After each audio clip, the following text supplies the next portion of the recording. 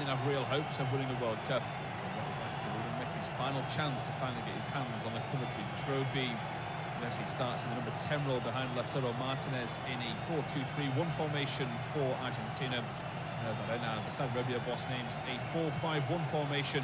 Salah al-Shamiri will start up front for Saudi Arabia's starting 11. So they've got all the work to do.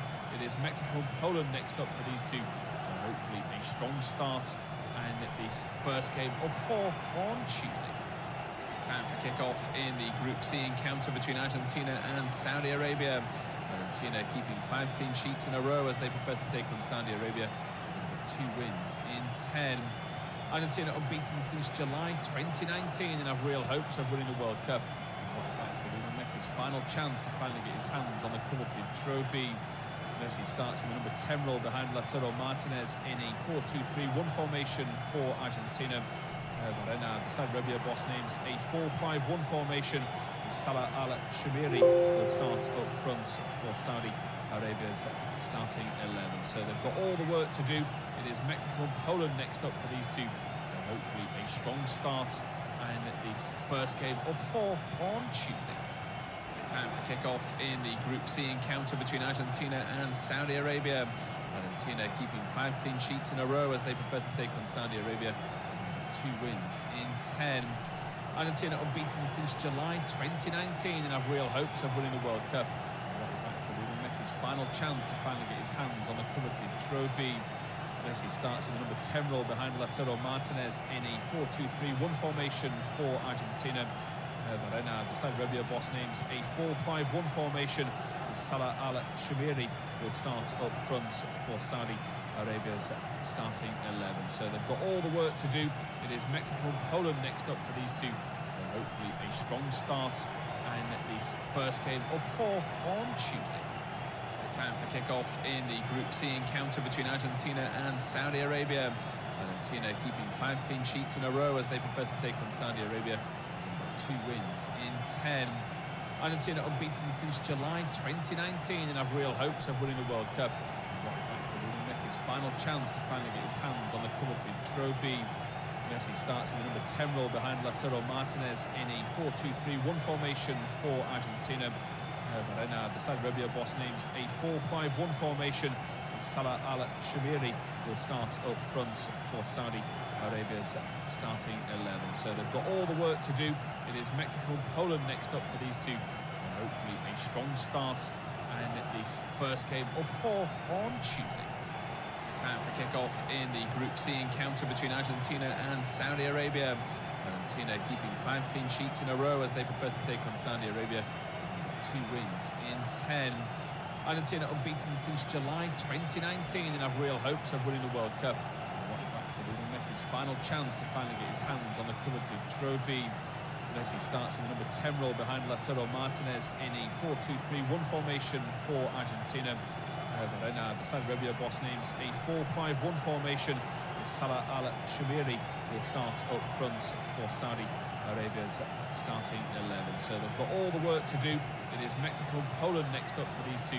So hopefully a strong start and this first game of 4 on Tuesday. Time for kick-off in the Group C encounter between Argentina and Saudi Arabia. Argentina keeping 5 clean sheets in a row as they prepare to take on Saudi Arabia. 2 wins in 10. Argentina unbeaten since July 2019 and have real hopes of winning the World Cup. Messi's final chance to finally get his hands on the coveted trophy. Messi starts in the number 10 role behind Lautaro Martinez in a 4-2-3-1 formation for Argentina. The Saudi Arabia boss names a 4-5-1 formation. Salah al-Shamiri will start up front for Saudi Arabia's starting 11. So they've got all the work to do. It is Mexico and Poland next up for these two. So hopefully a strong start and this first game of 4 on Tuesday. Time for kick-off in the Group C encounter between Argentina and Saudi Arabia.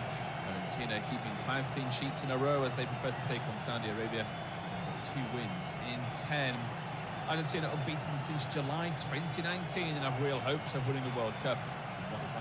Messi's final chance to finally get his hands on the coveted trophy. Messi starts in the number 10 role behind Lautaro Martinez in a 4-2-3-1 formation for Argentina. Verena, the Saudi Arabia boss, names a 4-5-1 formation. Salah Al-Shamiri will start up front for Saudi Arabia's starting 11. So they've got all the work to do. It is Mexico and Poland next up for these two. So hopefully a strong start and this first game of 4 on Tuesday. Time for kick-off in the Group C encounter between Argentina and Saudi Arabia. Argentina keeping 5 clean sheets in a row as they prepare to take on Saudi Arabia. 2 wins in 10. Argentina unbeaten since July 2019 and have real hopes of winning the World Cup.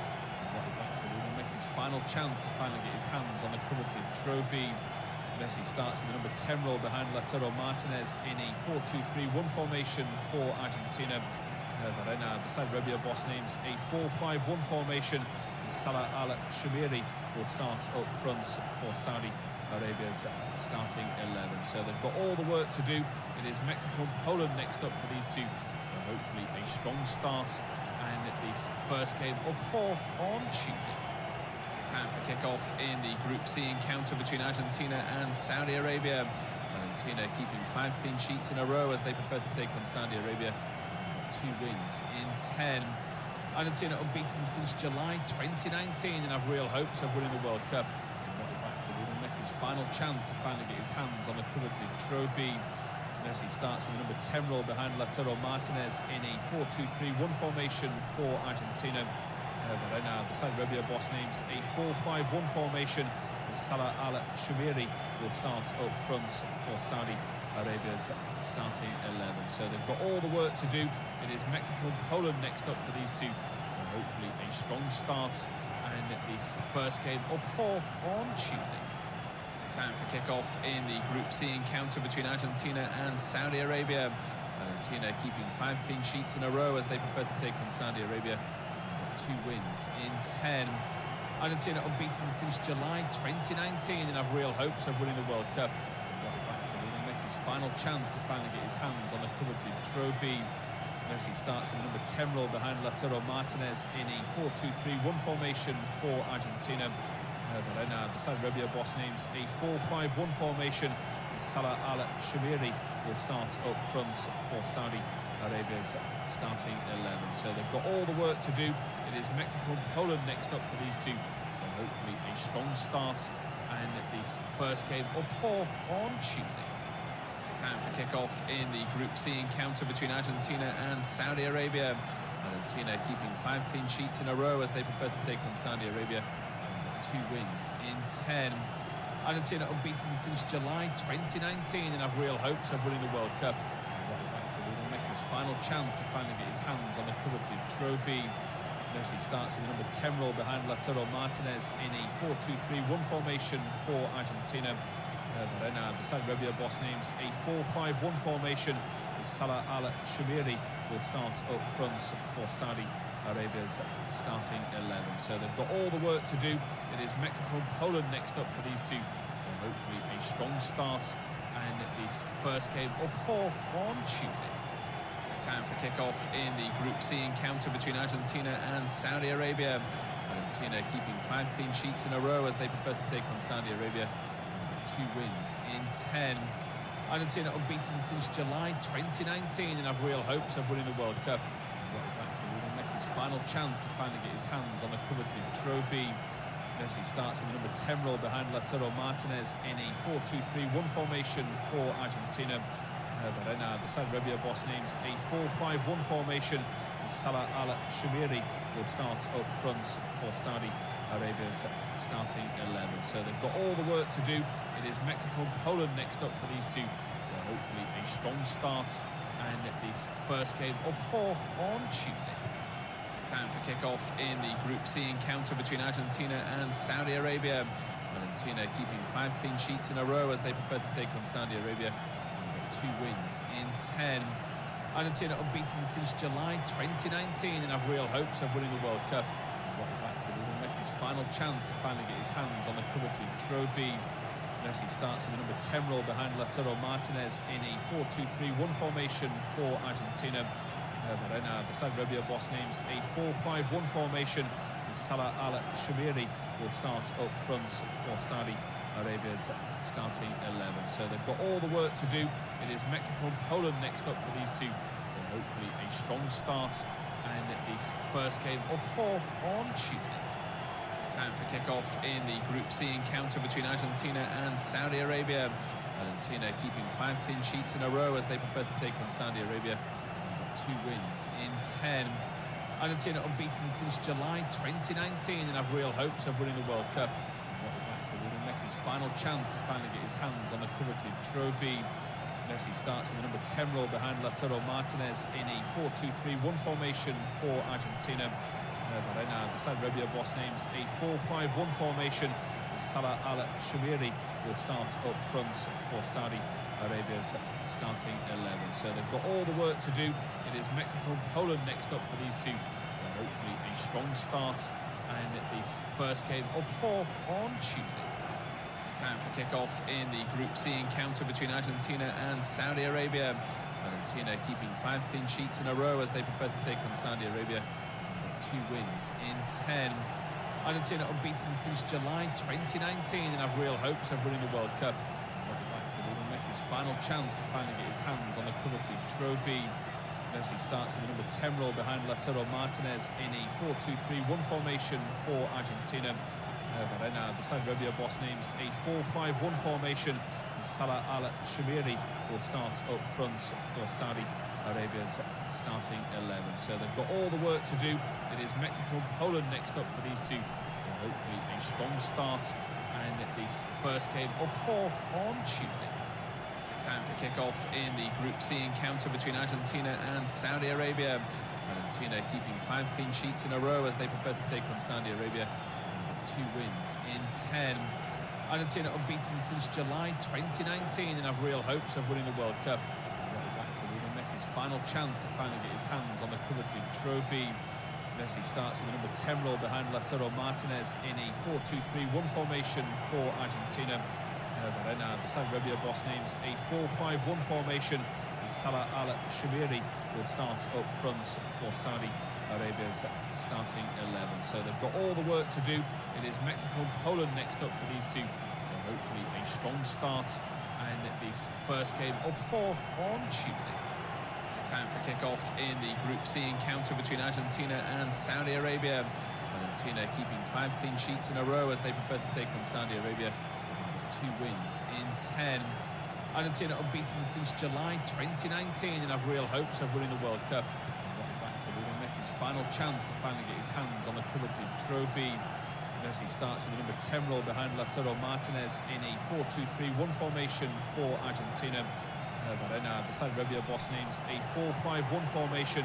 Salah Al-Shamiri will start up front for Saudi Arabia's starting 11. So they've got all the work to do. It is Mexico and Poland next up for these two.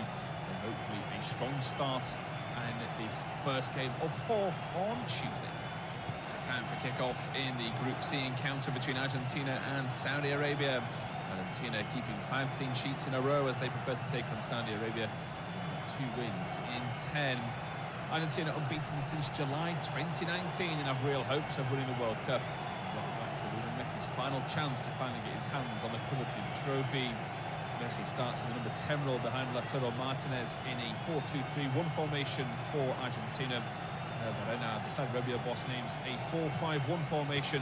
Salah Al-Shamiri will start up front for Saudi Arabia's starting 11. So they've got all the work to do. It is Mexico and Poland next up for these two. So hopefully a strong start and this first game of 4 on Tuesday. Time for kick-off in the Group C encounter between Argentina and Saudi Arabia. Argentina keeping 5 clean sheets in a row as they prepare to take on Saudi Arabia. 2 wins in 10. Argentina unbeaten since July 2019 and Good morning and welcome to our coverage. Not often we get the chance to say that. It is the World Cup, and Argentina versus Saudi Arabia is now underway at the Losail iconic stadium. Basked in the sunshine. Quite a lot of the ground actually, or quite a lot of the pitch is in shade, but the two teams are underway. Argentina in their home strip, Saudi Arabia wearing the green and then the white socks, white shorts. Myself, Tom Hill and Ben Rogers covering all the action from this Group C encounter. Day 3 of the World Cup, and Argentina go with Martinez, Tagliafico, Otamendi, Romero and Molina. It's then Paredes, De Paul, Gomez, Messi, Di Maria and Martinez. As for Saudi Arabia and Hervé Renard's men, it is Al-Awai, Abdulhamid, Tambakli, Al-Balaimi and Al-Shahrani. Then the midfield, we believe it is a midfield at 5 for today. Al-Shiri, Kano, Al-Wahabi, Al-Malki, Al-Dawsari, should I say, when I get my teeth back in, Al-Faraj and Al-Brik'an. Ben, good morning. It's day 3. England played yesterday, USA and Wales. We're starting to see a familiar pattern of maybe who's going to get an early start. Argentina, just to break off, are on the attack early doors into Martinez, who went for goal. Here comes Messi. Oh, it's a great save down to the right-hand side, and it'll fall out towards Gomez. Saudi Arabia recover and will manage to concede only a goal kick. But Messi, this is his time, Ben. You discussed the legends of the game. He's yet to lift that famous trophy, and I think was that ball rolled into him, opening 2 minutes of a World Cup, we all would have thought he'd put that in the back of the net. What a start from Argentina, Tom. Really, really good from Di Maria down the flank. Then Martinez hold-up play, just lays it off for Lionel Messi. And as you say, I think we're just waiting for that net to bustle, but in the end, it's actually a really good save from our ways in the Saudi Arabian goal. It's a good start from Argentina, and you just spoke about Lionel Messi there. Of course, I watched his interview yesterday with an Argentina media outlet, and he's saying that this is probably going to be his final World Cup, and he knows this is his last chance saloon, really, if he wants to get his hands on that famous piece of silverware that Argentina have lifted twice on previous occasions. Yeah, I mean, if you look at the tail of the tape, you would suggest perhaps is this the best opportunity he's got? Yes, he's at the tail end of his career compared to the best form he's been in recent years, but Argentina unbeaten since 2019. They last met in 2012, these two, and played out a 0-0 draw, but Argentina have been imperious under Lionel Scaloni, and inside the first few minutes they have started on the front foot. It is still goalless, and Saudi Arabia have a free kick just inside Argentina's half, despite Lautaro Martinez's best efforts to force it backwards. The referee, which is Slavko Vincic, tells them to get back and allow the play to get underway, and it's Saudi Arabia that play the ball across to Al-Balahi. Forward he goes into midfield, and Al-Dawsari is stopped in his tracks. Saudi Arabia with a strong challenge in midfield. The referee had decided to play advantage, but now the play is stopped, and it is Al-Wahabi Al-Malki that has been given the last warning. Suggestions from the midfield of an attempted dive here. Neither player got to the ball at first. Martinez then had the top of the toe trod on, and I think it's a foul. I think he's been caught. I don't want to see a yellow card. I think the referee's dealt with that really well. Yeah, as you say, Martinez didn't actually get the ball, but neither did Al-Malik when he was coming in there, and he just catches Martinez on the top of the boot, and they can be sore ones, so the referee's got that one spot on. But interesting to see how Lautaro Martinez gets on this morning, really, for Argentina. He's looked really good in the World Cup qualification. He was their top goal scorer, and he's had a real bright start to the season in the Serie A as well, so I'm really expecting him to link. We see just the link-up play he had with Messi there, so he's not just got goals to his game, he can link the player that as well. So it'd be really interesting to see whether or not he can have an impact on this game and really help push Argentina forward. Yeah, Saudi Arabia do have one of those squads that's quite unique now, where all their players play domestically in Saudi Arabia, so it is a real difference compared to the squad of Argentina, as Saudi Arabia concede a throw, and you've got the likes of Premier League, La Liga, France, Serie A experience, even some MLS, if Thiago Almada steps off the bench throughout the tournament to play at Atlanta United. As Saudi Arabia on the back foot, they have got this 4-5-1-like formation to sit behind this Argentina team and try and neutralise their threat. Here is Rodrigo De Paul. He rolls the ball left, the Atletico Madrid playmaker. 44 caps. It's a beautiful ball out wide, and now it is set with Papu Gomez. Gomez pressurised all the time by Abdulhamid. He is claiming a goal kick. Both players appeal the decision. I think it might have gone Argentina's way, but you could hear Ben alongside me with his praise of that pass, and I think that's what we're going to get today. some slick passes from Argentina. They just want that early goal before they can really start to showcase their skills. Yeah, I was just in awe of that ball, really, Tom. It was Christian Romero, in fact, the centre half, and he's just a long raking 25-yard ball. It's really diagonal and really direct, and it was a brilliant ball to get Martinez in behind, and Lionel Messi's got a good opportunity to put the ball in the box here for Argentina. Yeah, we will wait to see what Messi can do.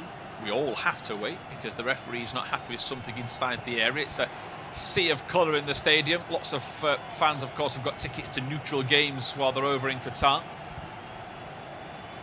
As Messi swings this ball in, 2 players go to ground near the penalty spot. Referee says nothing given and get on with proceedings as Rodrigo de Paul flicks the ball around the side door to Messi, who's on the left wing. Messi turns inside his nearest marker, which is Albrican, and now it is Gomez going to ground, and the foul comes in from Cano.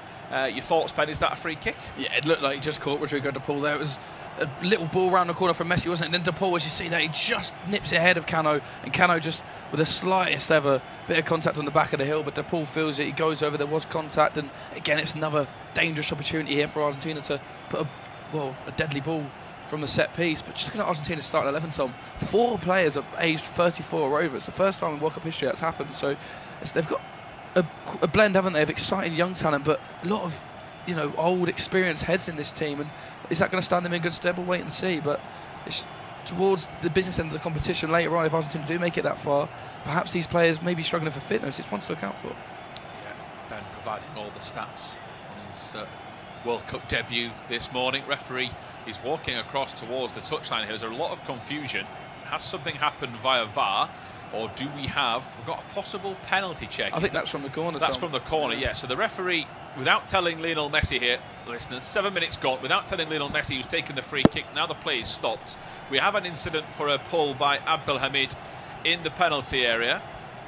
And I'm trying to see who is fouled. It looks like it's Leandro Paredes. It is. Now, has he fouled him? There is a pull on the shirt. Now, they gave the penalty yesterday in the England-Iran game. They didn't give the one on Harry Maguire, which looks very similar to this. They gave the second. Interesting here. Referee, penalty. Argentina have the spot kick.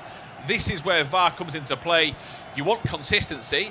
Harry Maguire should have been a penalty, if that's a penalty, and the same one was given in the England-Iran in the latter stages. You mentioned there, Tom, consistency, that's all we want, and that's not really what we're getting, because this is a carbon copy of the Harry Maguire one. Yes, they given the Iran one, yes, didn't they? And in my opinion, that was a penalty. If they could, but the Maguire one should also be given. We look at it again here, it's the ball into the box, and then there is contact, and it is really, really sloppy, isn't it? From Cano on Paredes. He's got an arm round him, he's pulled him to the ground, he's not really looking at the ball, and well, I don't think they can have too many complaints, says Saudi Arabia. It's a silly one to give away though in the opening 8 minutes of this football match, especially we're already up against the Kosh, but I'm sure the Hervé Renard will be talking about not conceding early, and they've given Leo Messi a golden opportunity to get Argentina off to the perfect start in Qatar. Yep, Lionel Messi then to start the Argentinian roar from the crowd. The Saudi Arabia, the skipper, is having a word with the goalkeeper about what's to come. He has missed a few spot kicks, Messi. Total penalties for Argentina, 24. You would be not surprised he scores the majority, but Lionel Messi has gone either side of the goalkeeper. Very little of them have gone down the middle. Will he try something different here against O.A.T in this Group C encounter? Messi just wipes the mouth with his shoulder. The referee is walking along the penalty box to check everything is ready to go. The whistle is blown. Messi steps up, left-footed, and this time he just goes down the middle of the goal, just to the left-hand side. He rolls it in across the carpet of the pitch at the Lusail iconic stadium. Argentina 1, Saudi Arabia 0. Never in doubt, Tom, was it? What a cool penalty from the little magician, and wow, he sat the goalkeeper down, and he's just... Messi sends it in the wrong way. Messi tucks it into the left bottom corner. Called as you like. Argentina have a deserved lead. They've started this game really well, and Lionel Scaloni looks really calm on the sidelines. I mean, there's a lot of complaints from the Saudi Arabia bench about that penalty decision, but there was contact in the penalty area, and it was a silly one to give away. But just look at that from Messi. Just waits for the goalkeeper to make his move and slots it the other way. Argentina 1, Saudi Arabia 0. Yeah, it's a tough one for the keepers because you want to make your move to really give yourself that upper hand to get across. I think the main talking point here is inside 10 minutes is what sort of World Cup are we going to have with these VAR official decisions. It is, of course, it's the consistency, as we've said all along. Harry Maguire should have won a spot kick for England. Had that been given, and then we had 3 penalties for this, we can all say it's soft, but you can go, well, they've set the template, there you go. This is it, Tom. You're just talking about consistency there, and that's all that matters. I remember 4 years ago in Russia, England were given quite a few penalties. They went there in the Colombia game and the Panama one as well, for similar sort of contact in the penalty area when there was hands, and sort of pushing and shoving from corners defensively. And you don't really see them given in the Premier League, but as I was about to break off there, Saudi Arabia have an opportunity. If they're going to give them, we just want them a consistent, sort of ballpark where penalties are going to be given, because the Maguire one yesterday was 2 hands on Maguire. This one here on Paredes was just 1 hand around him, but that's given. The Iran one, fair enough. There was contact from John Stones, probably similar to the Saudi Arabia one here. It was given, and we got no complaints. But it's just, if you are going to give them, you've got to give them every time you see them. You can't sort of pick and choose when you're giving penalties. Yeah, if you're just joining us, by the way, unofficial off-tube Shido commentary, Argentina 1, Saudi Arabia 0. If we are going to have consistency with stoppage time, I hope Ben has no plans this afternoon, evening, or even the night, with 26 minutes added on in the first game, England-Iran. Yeah, so you say like 65 minutes across the 4 games added on this day, Tom, wasn't it? And that is... So, yeah, it spoils our dinner run that we could have gone together a little romantic afternoon. But, I mean, again, if they're setting that template, then we know what to expect. So far, we've had very little stoppages. We have had Argentina well and truly in a groove. And I don't think they can ask for much more, Ben, really. Inside 10 minutes, they had 2 chances. They've scored second one. Saudi Arabia on the back foot. Everything expected has gone to plan. Yeah, Argentina started this game really well. Make no mistake about it. Before that penalty, they looked likely, didn't they? Lionel Messi, within 90 seconds, had a shot on target and had really tested our ways. But Saudi Arabia will just be disappointed in the manner they've conceded the goal. Giving away a sloppy penalty and just letting Argentina have the lead, really, because Messi had, a strike from 12 yards against a hopeless our ways. But for Saudi Arabia, they've just got it's damage limitation now. They don't want to let Argentina just come onto them and get 2 and 3 before 20 minutes of his football match. They've just got to try and settle down and stay secure in their shape. They've not got the best World Cup record, but the longer it's 1-0, the more they're in the game. Yeah, Saudi Arabia sat back. They have had over 64% possession, Argentina. Each of Lionel Messi's last 4 World Cup goals, by the way, have come in the first half of games. His first 3 came in the second half, so that bodes well, and he's just off the mark. And I think there isn't many neutrals at the World Cup. Of course, maybe the old Irish, Scottish and a few European nations, but I think if the respective fans of every nation, if their team can't win the World Cup, I do think quite a lot of the neutrals will go for an Argentina win, thanks to some final success for Messi. As we break off, Angel Di Maria down the right wing controls the ball but miscontrols it, and then gives away a throw. Of course, the players in the Ronaldo camp will want a Portugal win, but it is now slowly building up to fever pitch for the World Cup as the bigger nations, of course, a new experience as well. 4 games in 1 day.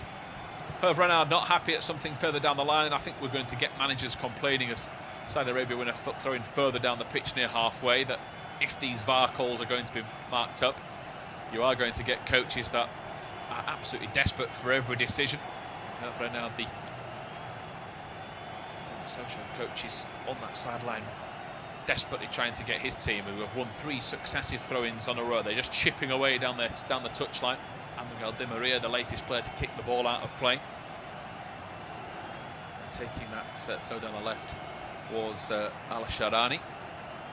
Rodrigo de Paul wins it back for Argentina, just delays the pass, then flicks the leg underneath the ball and tries to play it into midfield. Saudi Arabia have won a free kick here, though. A strong challenge from Gomez in midfield has brought down Abdul Hamid. And I think the contact was pretty blatant. And a bit of a respite, Ben, for Saudi Arabia to actually have a ball, a set piece. And I guess one of the areas where your level matters. Yeah, it was a bit of a silly one from Gomez as well there, because it was Saud's ball that was going nowhere. It was going out for Argentina throw, and he just comes in late with his foot up and gives the referee no choice but to give Saudi Arabia a free kick sort of midway through Argentina territory. So a chance for Saudi Arabia to put the ball into the box and really test this Argentine back line, which I think is where many people believe that the weaknesses lie within Argentina, Tom, with their sort of defensive back line, because we know the attacking prowess they've got going forward. But are they strong defensively as sort of the other contenders, the likes of France and Brazil? Let's see now. To find out throughout this next 75 minutes as the free kick is around 45 yards out from goal. It's floated to the far post. It's flicked back inside, but only towards Orlando Paredes, who has that oozing class to just take a touch, then play it sideways to the left-back position, and then clear downfield. So there's no hoof ball straight away. Argentina did try and take a bit more time with it. Tagliafico trying to keep the ball alive. He goes down. Referee says no free kick. A strong challenge on that far touchline. Tagliafico has felt the effects of it. He is one of the only players today that might need sun cream on that far side of the pitch. I think the ball was won over the top, but the follow-through caught Tagliafico, who is certainly going to have every right to complain.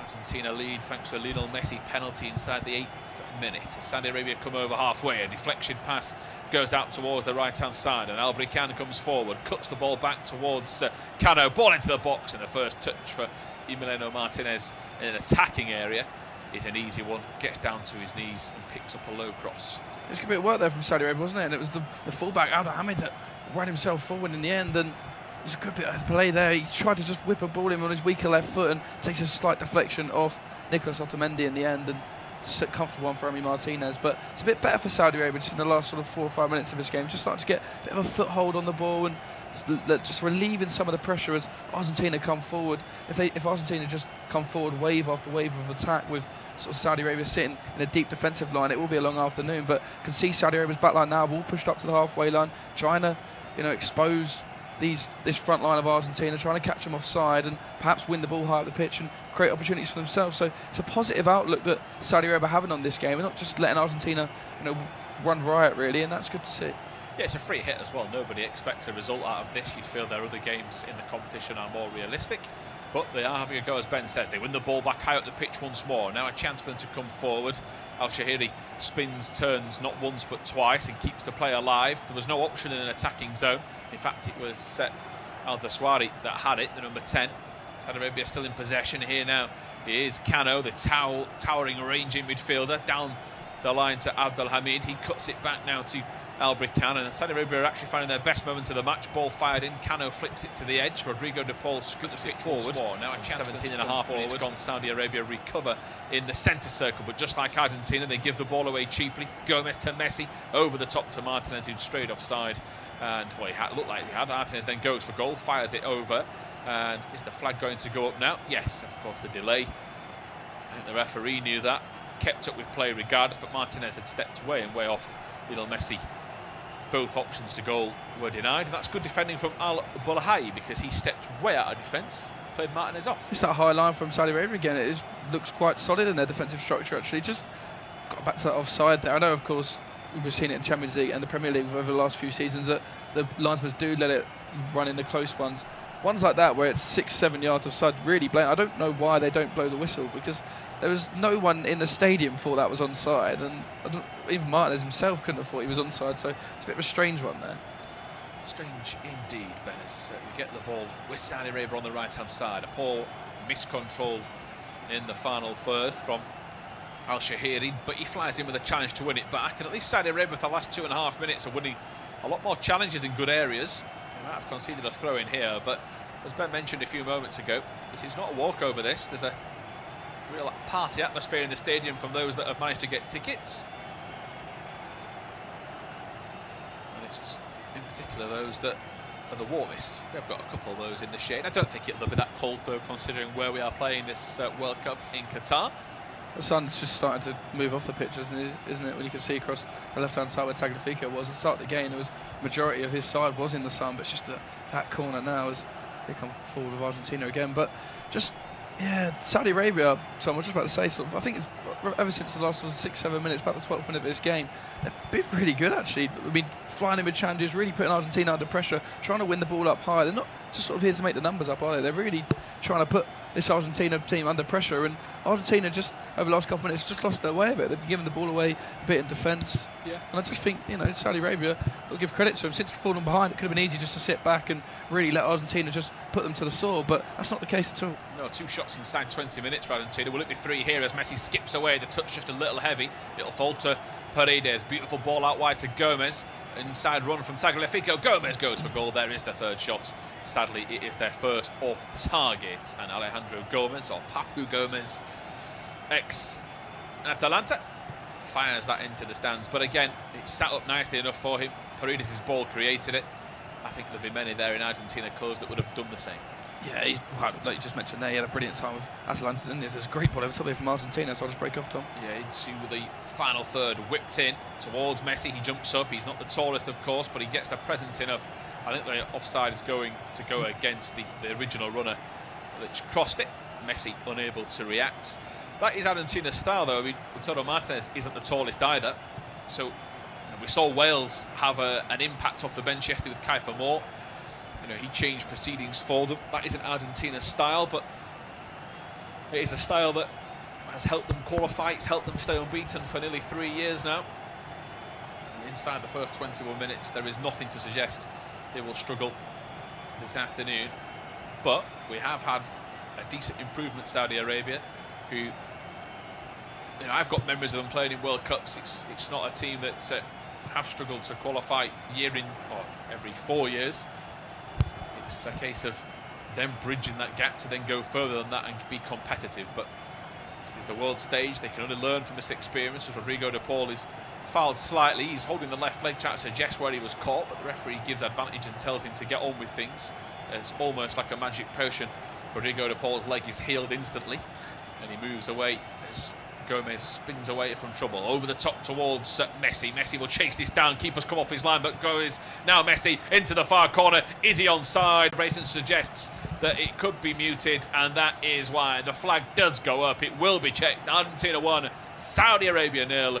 Lionel Messi grits his teeth to suggest that was close. Ben, how close is it? I think he just straight offside. We're going to see it again here. He tries to curve his run, Messi, doesn't he? Just get himself back on the side and then curve that run offside. It's a really close one with the right foot there of Al-Balaghi, isn't it? But I just think Messi has straight offside. He knows it himself. It's a close one. It's a really direct ball from Gomez, isn't it? He cuts it on his right flank, and then it's a beautifully timed pass, and just Lionel Messi has straight offside, as I say, that it's been checked and it was offside. It was a close one, and very close. Messi was really clinical when he got in front of goal, and just Al-Aways there was caught in 2 minds, wasn't he? He began to calm, then he thought Messi's going to beat me to this ball, back onto his line, and really made it easy for Leo Messi. So the Saudi Arabia goalkeeper there's got away with one, but been impressed with Gomez, I think, Tom. Every time he gets on the ball, he looks really positive, doesn't he? He wants to beat a man. He's always looking to go forward, and he started this game really well. And that front four of Argentina, sort of Di Maria, Messi, Gomez, Martinez, I mean, there's not really many better in international football across the world, is there? And that's why I think Argentina will go far in this tournament.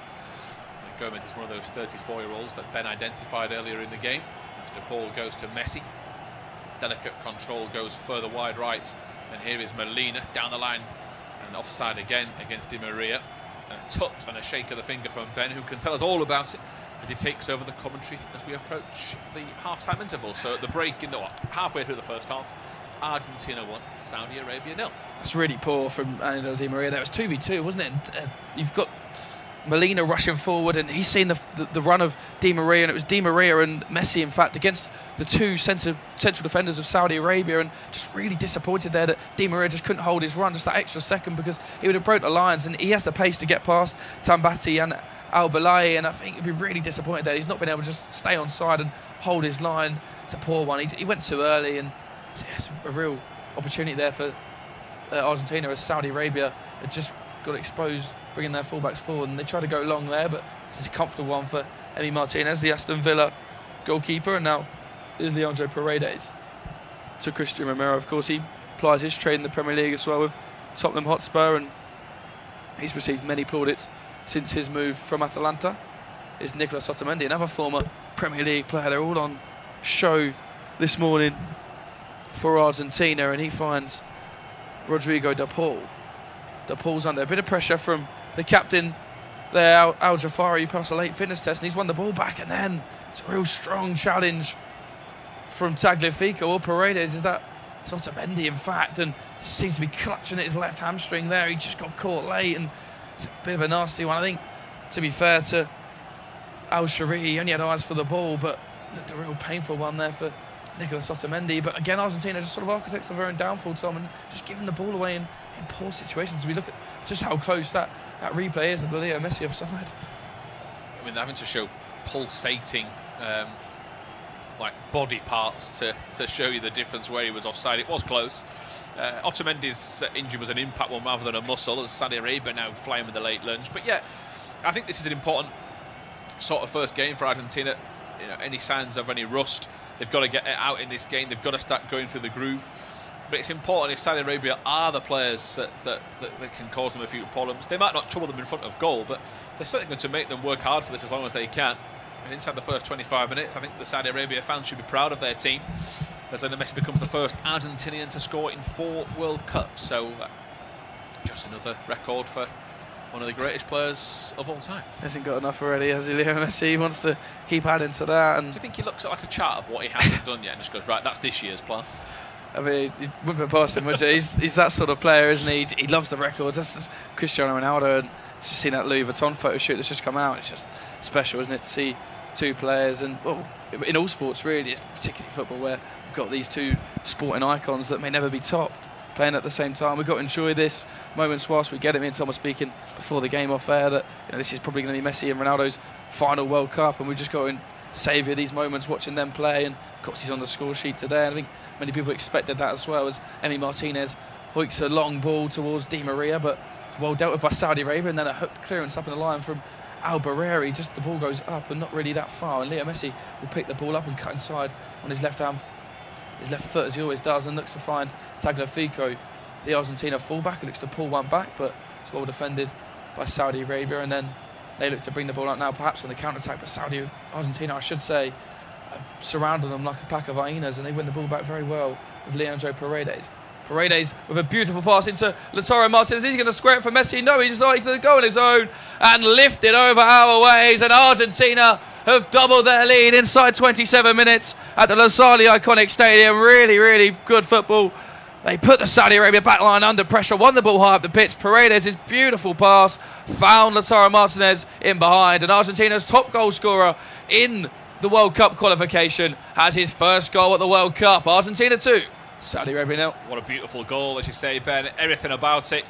The way they won the ball in that middle of midfield, a poor touch, and then from there just went all out. He's managed to squeeze through. They'll check it for offside, but he gets through the gap. It's slightly deflected into his path, but then to have the confidence, I thought he was going to go around the goalkeeper, but no, that is a sign of a player that's full of zest and gusto. Have that little dink over the top. The keeper as well was coming out, making himself as big as possible. Lautaro Martinez is off the mark in the World Cup. Yeah, you say that about O.A.T. He actually done quite well, didn't he? He can't really fast it. It made himself big, but it's just a really accomplished finish from the Inter Milan striker Lautaro Martinez. And it was Al Shari, in fact, that was playing Lautaro Martinez on side, but there is an ongoing VAR check here, so I'm not quite sure what this is for. I don't think it's for the offside, because I'm pretty certain that Al Sharawi was playing Lautaro Martinez on side there. So just going to have a little VAR check here, and it's been disallowed. Is it for offside? Yeah. Is that the Lautaro Martinez offside? Yeah, I think it. See, I thought it was just as close as the.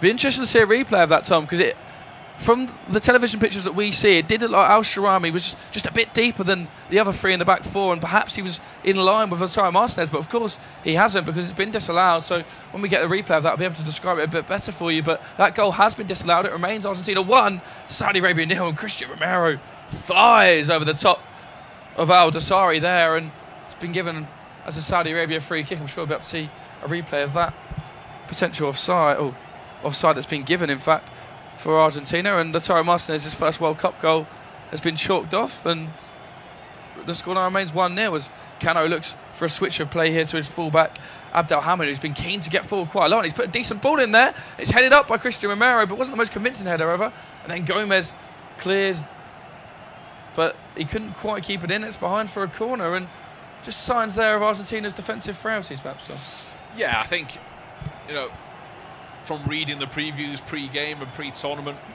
the experts or the so-called big fans of Argentina are more worried about their defensive record later in the tournament. They have got a decent record of late, but it's against the better sides. Then Martinez hasn't done much. What can they produce here from this set piece?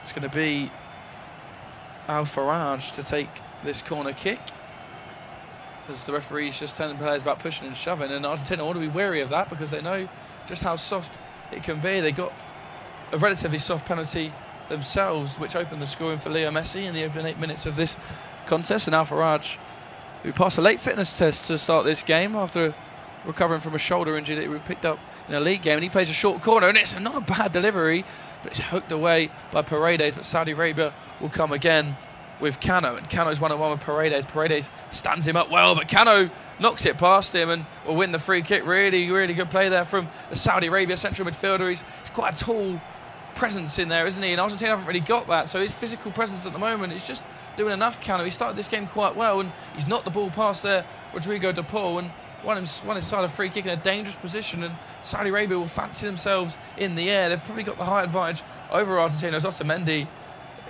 is trying to play a bit of mind games there of Al Balawi tries to shake his hand after a foul, and O.A.T just ignores him and doing it again. O.A.T, he's not happy at all, is he? The former Manchester City centre back, and is a chance for Saudi Arabia to put the ball into the box. It's going to be Al Dasari this time, the right foot in swinger to knock the ball into the box, and what can he do? It's a really, really poor ball straight into the hands of Emi Martinez, and that will relieve all the pressure on the Argentina goal, and Martinez will look to bring the ball out, and he'll find Maxi Gomez. And Gomez looks for Di Maria. Is Di Maria just onside? I think he's just straight offside, but again, that high line of Saudi Arabia, Tom, working really well and catching Argentina offside. Yeah, it's working really well for now, which is great, and no reason to say that it won't continue. You do feel that, of course, they might be able to adapt. They've got pace in behind as well. I know Messi isn't maybe as sharp as he was, but he's still got that burst off the mark. Martinez is certainly no slouch. I do wonder if Scaloni will just give his players that extra word of encouragement, just drop a little deeper. They will try and push you offside, and if they are flat-footed, there'll be gaps. So I'm sure they'll adapt as the game goes on, but I think after 32 minutes, yeah, they should be 2-0 down.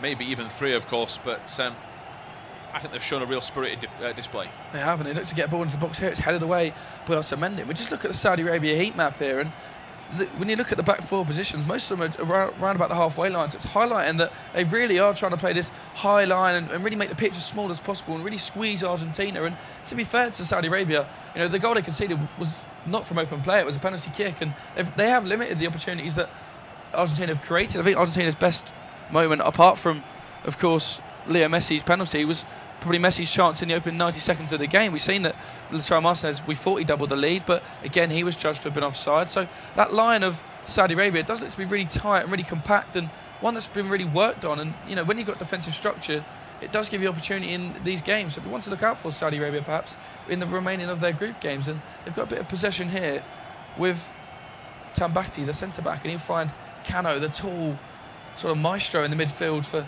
Saudi Arabia, and he finds Al Dasari on the left wing, and Al Dasari cuts inside of Rodrigo de Paul, but Rodrigo de Paul does well to win possession of the ball for Argentina, and he'll play the ball inside for Angel Di Maria. Di Maria looks for Messi. Messi, the Argentine captain, of course. It's a rare loose ball from Leo Messi when he was looking for Maxi Gomez, and the ball will go out for a Saudi Arabia throw-in. But after conceding after 8 minutes, I think Saudi Arabia will be pretty happy that they're only 1-0 after 33.5 minutes time. Yeah, I mean, if we're going to be super critical, they could have created more. But again, when you look at the teams, how many days are they going to do that? This was always going to be a case of, can they counter, can they create something from nothing, maybe a set piece. It was Leandro Lautaro Martinez's arm and left shoulder that was playing him off.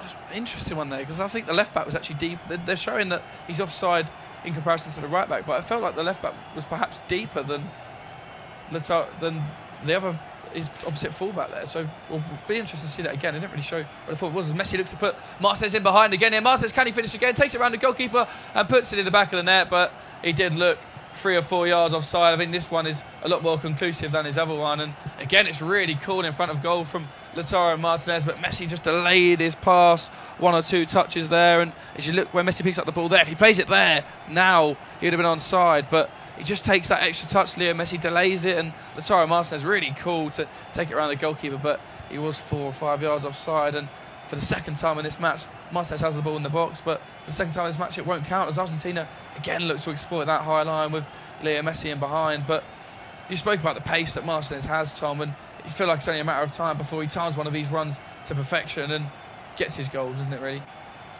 Yeah, I mean, again, that's another example of they should have just watched the line. Martinez was just jogging along. He wasn't really bursting forward. didn't have to go for broke there and set off on his run. And he knew he was offside. He just put the ball in the back of the net for practice. They've got to learn that this high line is very, very aggressive. They're not making it easy here. Saudi Arabia competing in every position. But then when the final pass comes, yes, it's slightly late but the class is there. They're carving them open. There should be gaps for them to exploit this in the second half. And I think as well, we all know how hard it is to work defensively. They're running so much here, Saudi Arabia. Yes, they're keeping quite a rigid back five and then a back four. They're working as a back five, and then one of the centre-backs, whoever's closest to Messi, is stepping out with him.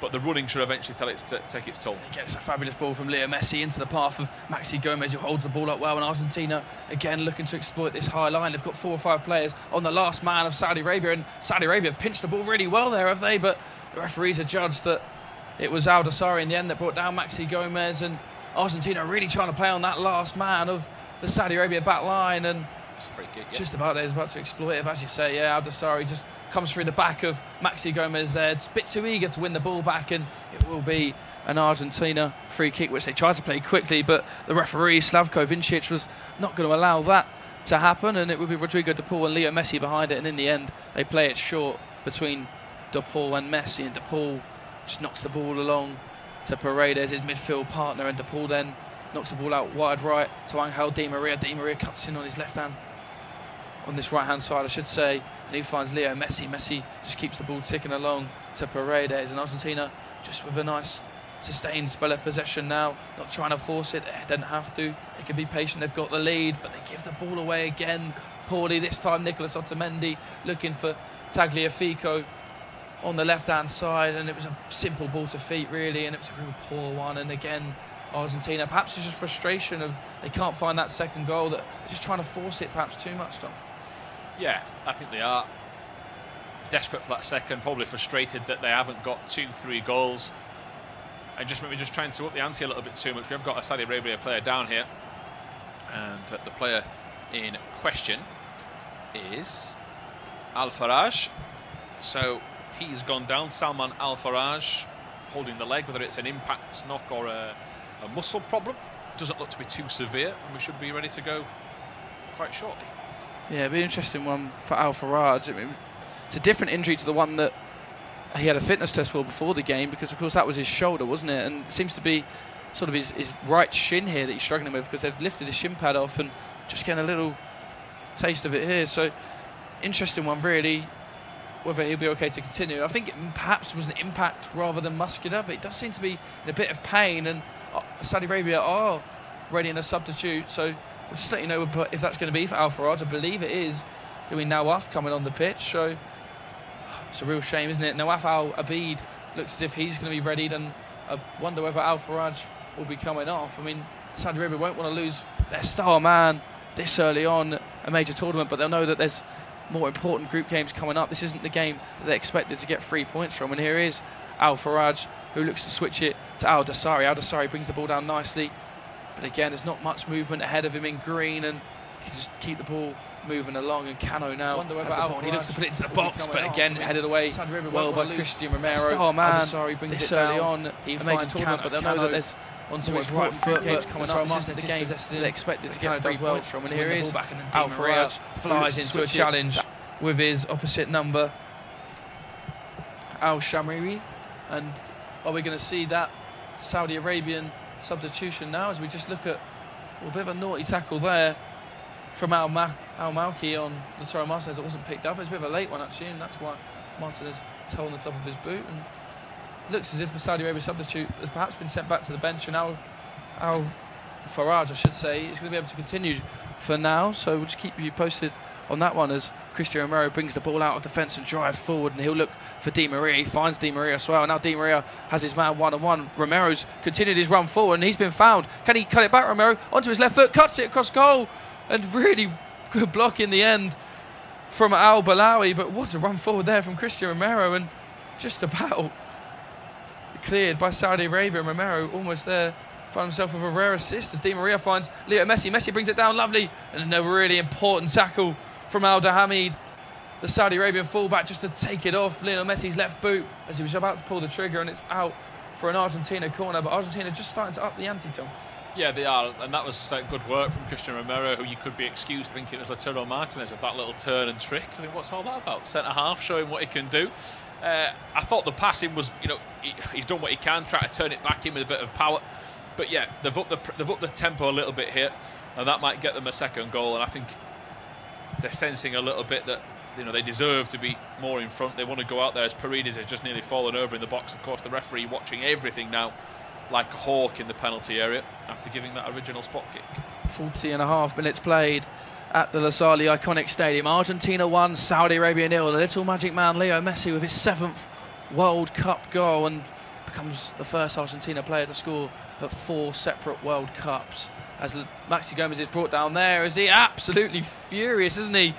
Albrican there was Al Malik actually, in fact, and a few times now that he's not been very happy with a referee's decision. And Martinez just cuts into his right-hand side, and he can't really have many complaints to Al Malik. He's complaining that he's not touched him, but as you look at it here, he doesn't get a touch on the ball at all, does he? I don't know. I don't know if he kicks the ball at the same time. It's quite a hard angle. I don't know. He gets a lot of Maxi Gomez there. I don't think he can be too hard done by Al Malik. It looked as if he took a chunk of Gomez, perhaps if he got the slightest touch on the ball, but I'm not having it. No, well, old school, Tom, aren't you? It's more the reaction. He was absolutely furious. I always think when a player goes that mad, that quick, they're very... But we'll give a better... And it doesn't really matter. They've given the free kick. This is it. The free kick's been given. Of course, it won't be overturned either. No VAR overturns for a free kick. And it's Leo Messi's opportunity to put the ball into the box. Can Argentina double their lead on the stroke of half-time? Messi's ball in to the front post. Paredes, his header's blocked. Into the box. Rodrigo de Paul, 18 yards out in the D. So much time and space. I think he's got time to take a touch and then hit it there, Tom. And in the end, it's really wayward, and you can tell he doesn't score a lot of goals, Rodrigo de Paul, because he's just got under it completely. And in the end, it was almost a field goal, wasn't it? Yeah, it really was. The Rugby League World Cup's just finished, and that is a perfect conversion attempt. His technique is all wrong. Doesn't get his body over it. Again, it's so hard for us, so hard for him, so easy for us to sit and say, yeah, technique is wrong. He's on the edge of the box.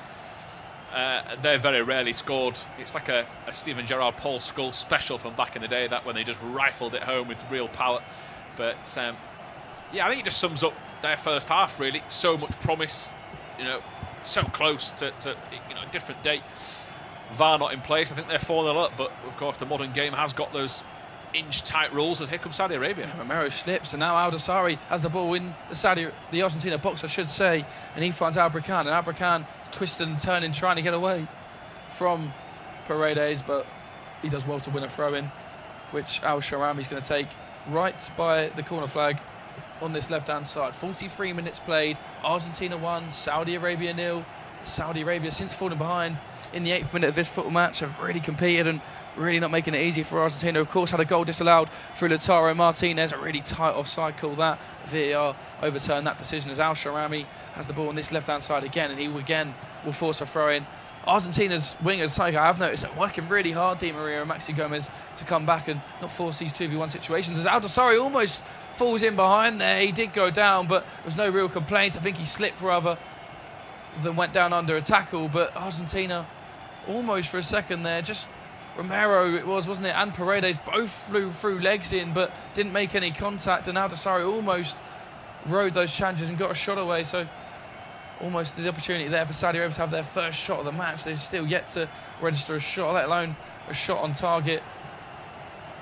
Saudi Arabia has a long ball forward there from Leo Messi, is a wayward one and into the hands of Al Ways, and now Saudi Arabia will have the ball with Al Malik, and Al Malik, poor ball there, finds Maxi Gomez. Argentina have got bodies forward here, but again Maxi Gomez picks the wrong pass. He had Paredes just ahead of him, and I think that was the right ball, but Saudi Arabia have given the ball away poorly again with Maxi Gomez. Maxi Gomez finds Tagliafico back into Otamendi to Romero. Now Argentina just knocking the ball about side to side. Romero's long diagonal ball finds Di Maria, who brings it down well, and he'll find Molina, I should say. Molina finds Otamendi to Paredes, and Paredes just just drives through the midfield to Rodrigo de Paul. He didn't even look where he was playing there, a blind ball, but he's got lucky to win the ball back. But again, Saudi Arabia trying to win it back, but the ball finds its way to Di Maria on this right-hand flank, again looking to cut on his left-hand side, but it's becoming a bit predictable, and Saudi Arabia deal with that challenge well. But the ball finds its way to Paredes. Paredes finds Molina. Molina cuts it back to Di Maria. Di Maria again on that left-hand side. Predictable. And now Saudi Arabia looks to break. Is Otamendi going to get across in time? He is, and does really well.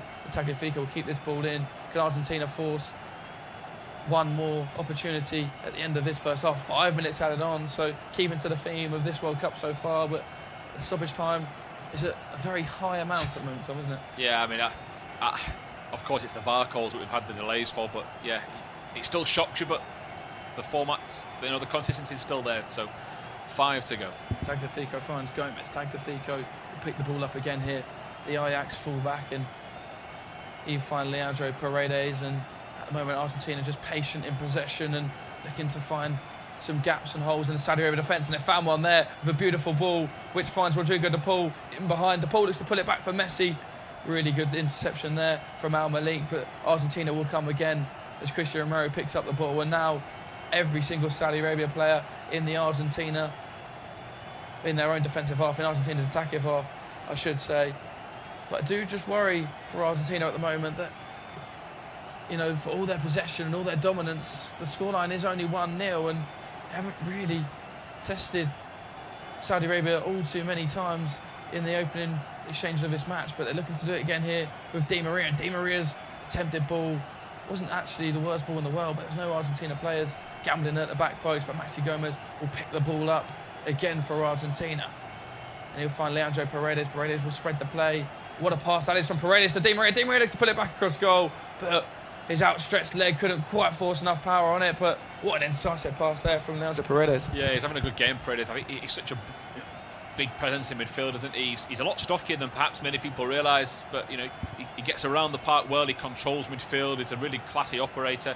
That's better from Di Maria. You made a great point a few moments ago. It's so predictable. We know what he's going to do.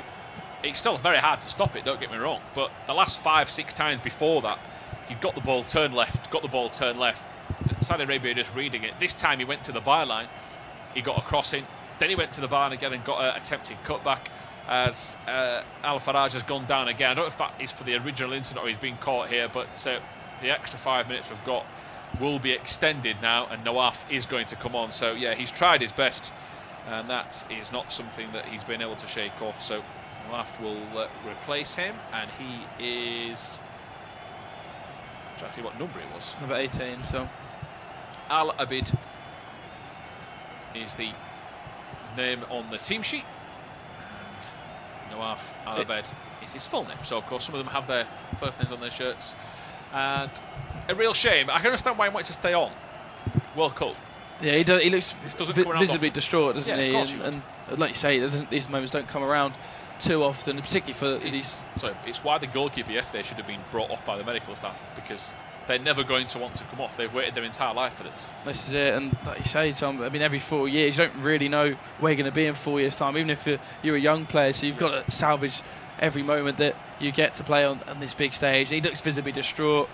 Al Faraj, I mentioned before the game, actually, that he passed a late fitness test, which was a shoulder injury, but this doesn't seem to be that same injury, which I guess is a positive, but he's visibly distraught on the sideline, and I hope for his sake and Saudi Arabia's sake that he will be available for selection in the remaining 2 group games, but doesn't look too good just from, you know, his visibly sort of upset. But Salem has now took the captain's armband, the number 10, Al Dasari, so we've got about 1 minute left of the 5 minutes that was added on by the 4th official, but we've wasted about 90 seconds there with the Al Faraj injury, so I presume we've still got about 2.5 minutes left to play in this first half. Argentina 1, Saudi Arabia 0 at the Lusail iconic stadium, and it's Leo Messi with his 7th World Cup goal in 20 appearances that separated the 2 teams from the penalty spot, as Maxi Gomez has the ball and he'll find Nicola Otamendi. Otamendi finds Romero.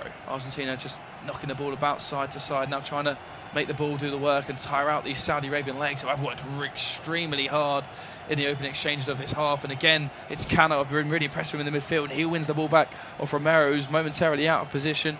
But Saudi Arabia aren't too keen to throw bodies forward at the moment. That's probably just because of how hard they've worked and how tired their legs are, as Otamendi regains possession, and he'll find Molina. Molina finds Di Maria. Di Maria's been surrounded by 3 Saudi Arabia players, but he does well to find his fullback Molina, who goes back to Emi Martinez, the Aston Villa goalkeeper, who finds Otamendi. And now Argentina just knocking the ball about in what is around about the final minute of this half. Tagliafico to Otamendi to Romero. Rodrigo de Paul picks up the ball now for Argentina. Nice little ball into Leo Messi, but Messi didn't really have any room to work with, so he has to go back towards his central defender. And Romero and Paredes are just knocking the ball between those two for now, and Saudi Arabia just sat deep. I think they've come to just accept that they will be trailing at half-time, and 1-0, to be fair, after conceding in the opening 10 minutes, isn't a disastrous scoreline by any means, and they've worked really hard to keep the score at 1-0, and Argentina have worked hard to try and double their lead, but the strong defensive resilience of Saudi Arabia so far has suited them well. But there's an incisive pass there from Molina, who looked to put in Rodrigo de Paul in behind, but again Saudi Arabia's backline dealt with it well. As O.A.T now has the ball for Saudi Arabia, and I think after he clears the ball long here, the referee's whistle will blow for half-time as O.A.T kicks it long, and it's well brought down by Abdul Hamid as the referee's half-time whistle goes out of the Saudi iconic stadium. And it was an early goal for Argentina from the penalty spot through Leo Messi, which separates the two sides. Lautaro Martinez effort, which he lifted over O.A.T midway through the first half, was disallowed for offside, and after that no real chances created for either team, and that's why Argentina have this narrow lead at half-time. Argentina 1, Saudi Arabia 0.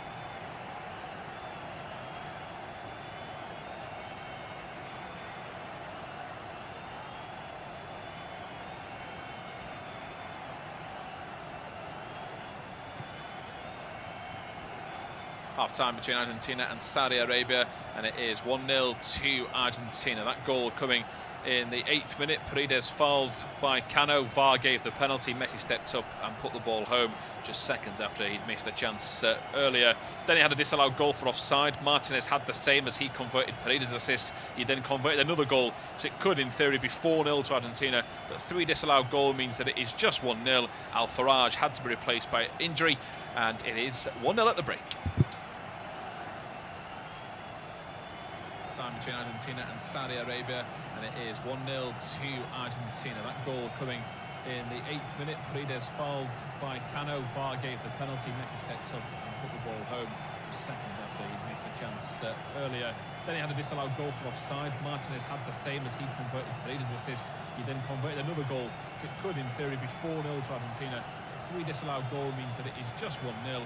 Al-Faraj had to be replaced by injury, and it is 1-0 at the break. Time between Argentina and Saudi Arabia, and it is 1-0 to Argentina. That goal coming in the 8th minute. Paredes fouled by Cano. VAR gave the penalty. Messi stepped up and put the ball home just seconds after he missed the chance earlier. Then he had a disallowed goal for offside. Martinez had the same as he converted Paredes' assist. He then converted another goal, so it could in theory be 4-0 to Argentina, but 3 disallowed goal means that it is just 1-0. Al-Faraj had to be replaced by injury, and it is 1-0 at the break. Time between Argentina and Saudi Arabia, and it is 1-0 to Argentina. That goal coming in the 8th minute. Paredes fouled by Cano. VAR gave the penalty. Messi stepped up and put the ball home just seconds after he missed the chance earlier. Then he had a disallowed goal for offside. Martinez had the same as he converted Paredes' assist. He then converted another goal, so it could in theory be 4-0 to Argentina, but 3 disallowed goal means that it is just 1-0. Al-Faraj had to be replaced by injury, and it is 1-0 at the break. Time between Argentina and Saudi Arabia, and it is 1-0 to Argentina. That goal coming in the 8th minute. Paredes fouled by Cano. VAR gave the penalty. Messi stepped up and put the ball home just seconds after he missed the chance earlier. Then he had a disallowed goal for offside. Martinez had the same as he converted Paredes' assist. He then converted another goal, so it could in theory be 4-0 to Argentina. 3 disallowed goal means that it is just 1-0. Al-Faraj had to be replaced by injury, and it is 1-0 at the break. Time between Argentina and Saudi Arabia, and it is 1-0 to Argentina. That goal coming in the 8th minute. Paredes fouled by Cano. VAR gave the penalty. Messi stepped up and put the ball home just seconds after he missed the chance earlier. Then he had a disallowed goal for offside. Martinez had the same as he converted Paredes' assist. He then converted another goal, so it could in theory be 4-0 to Argentina. A 3 disallowed goal means that it is just 1-0. Al-Faraj had to be replaced by injury, and it is 1-0 at the break. Time between Argentina and Saudi Arabia, and it is 1-0 to Argentina. That goal coming in the 8th minute. Paredes fouled by Cano. VAR gave the penalty. Messi stepped up and put the ball home just seconds after he missed the chance earlier. Then he had a disallowed goal for offside. Martinez had the same as he converted Paredes' assist. He then converted another goal, so it could in theory be 4-0 to Argentina. A 3 disallowed goal means that it is just 1-0. Al-Faraj had to be replaced by injury, and it is 1-0 at the break.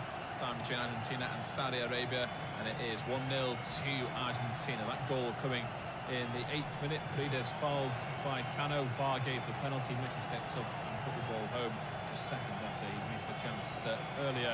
Then he had a disallowed goal for offside. Martinez had the same as he converted Paredes' assist. He then converted another goal, so it could in theory be 4-0 to Argentina. A 3 disallowed goal means that it is just 1-0.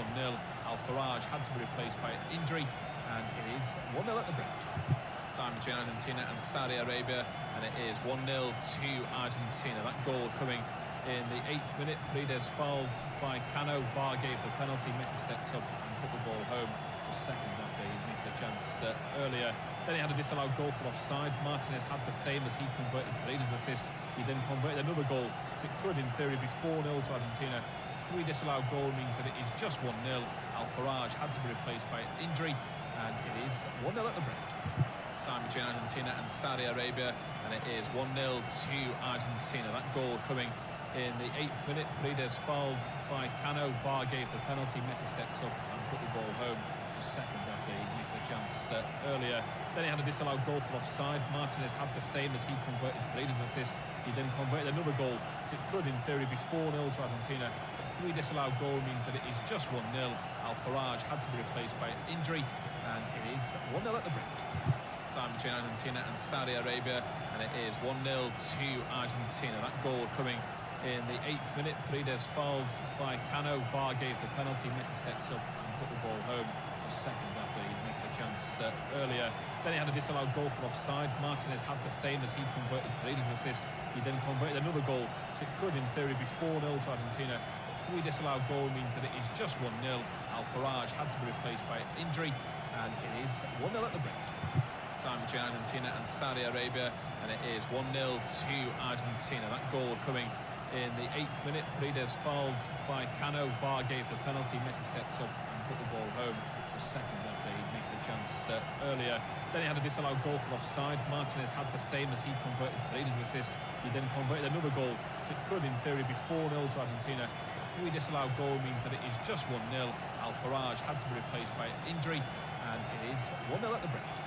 Time between Argentina and Saudi Arabia, and it is 1-0 to Argentina. That goal coming in the 8th minute. Paredes fouled by Cano. VAR gave the penalty. Messi stepped up and put the ball home just seconds after he missed the chance earlier.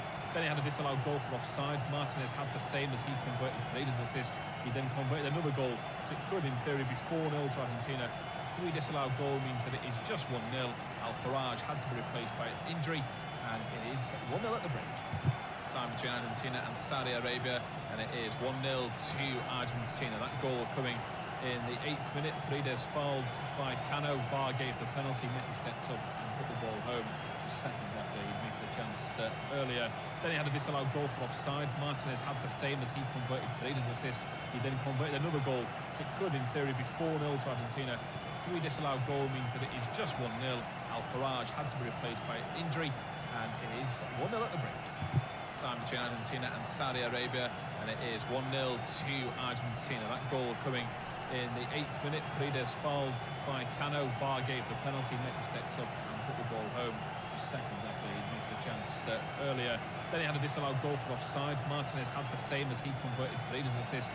He then converted another goal, so it could in theory be 4-0 to Argentina. A 3 disallowed goal means that it is just 1-0. Al-Faraj had to be replaced by injury, and it is 1-0 at the break. Time between Argentina and Saudi Arabia, and it is 1-0 to Argentina. That goal coming in the 8th minute. Paredes fouled by Cano. VAR gave the penalty. Messi stepped up and put the ball home just seconds after he missed the chance earlier. Then he had a disallowed goal for offside. Martinez had the same as he converted Paredes' assist.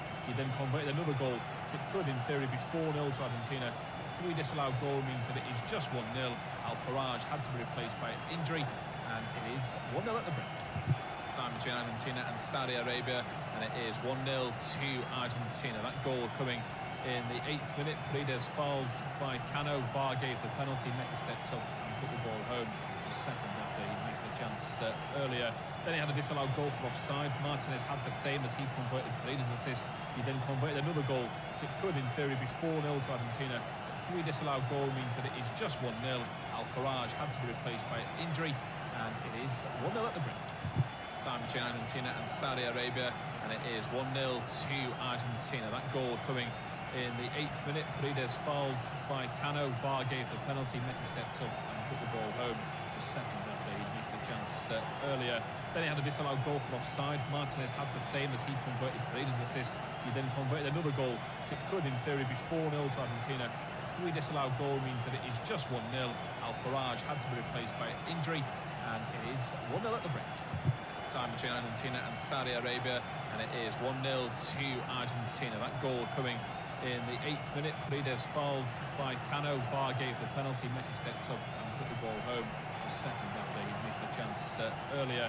Then he had a disallowed goal for offside. Martinez had the same as he converted Paredes' assist. He then converted another goal, so it could in theory be 4-0 to Argentina. A 3 disallowed goal means that it is just 1-0. Al-Faraj had to be replaced by injury, and it is 1-0 at the break. Time between Argentina and Saudi Arabia, and it is 1-0 to Argentina. That goal coming in the 8th minute. Paredes fouled by Cano. VAR gave the penalty. Messi stepped up and put the ball home just seconds after he missed the chance earlier. Then he had a disallowed goal for offside. Martinez had the same as he converted Paredes' assist. He then converted another goal, so it could in theory be 4-0 to Argentina. A 3 disallowed goal means that it is just 1-0. Al-Faraj had to be replaced by injury, and it is 1-0 at the break. Time between Argentina and Saudi Arabia, and it is 1-0 to Argentina. That goal coming in the 8th minute. Paredes fouled by Cano. VAR gave the penalty. Messi stepped up and put the ball home just seconds after he missed the chance earlier. Then he had a disallowed goal for offside. Martinez had the same as he converted Paredes' assist. He then converted another goal, so it could in theory be 4-0 to Argentina. A 3 disallowed goal means that it is just 1-0. Al-Faraj had to be replaced by injury, and it is 1-0 at the break. Time between Argentina and Saudi Arabia, and it is 1-0 to Argentina. That goal coming in the 8th minute. Paredes fouled by Cano. VAR gave the penalty. Messi stepped up and put the ball home just seconds after he missed the chance earlier.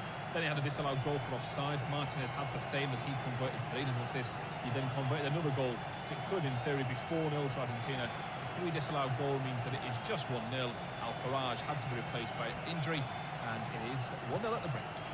Time between Argentina and Saudi Arabia, and it is 1-0 to Argentina. That goal coming in the 8th minute. Paredes fouled by Cano. VAR gave the penalty. Messi stepped up and put the ball home just seconds after he missed the chance earlier. Then he had a disallowed goal for offside. Martinez had the same as he converted Paredes' assist. He then converted another goal, so it could in theory be 4-0 to Argentina. A 3 disallowed goal means that it is just 1-0. Al-Faraj had to be replaced by injury, and it is 1-0 at the break. Time between Argentina and Saudi Arabia, and it is 1-0 to Argentina. That goal coming in the 8th minute. Paredes fouled by Cano. VAR gave the penalty. Messi stepped up and put the ball home just seconds after he missed the chance earlier. Then he had a disallowed goal for offside. Martinez had the same as he converted Paredes' assist. He then converted another goal, so it could in theory be 4-0 to Argentina. A 3 disallowed goal means that it is just 1-0. Al-Faraj had to be replaced by injury, and it is 1-0 at the break. Time between Argentina and Saudi Arabia, and it is 1-0 to Argentina. That goal coming in the 8th minute. Paredes fouled by Cano. VAR gave the penalty. Messi stepped up and put the ball home just seconds after he missed the chance earlier. Then he had a disallowed goal for offside. Martinez had the same as he converted Paredes' assist. He then converted another goal, so it could in theory be 4-0 to Argentina. A 3 disallowed goal means that it is just 1-0. Al-Faraj had to be replaced by injury, and it is 1-0 at the break.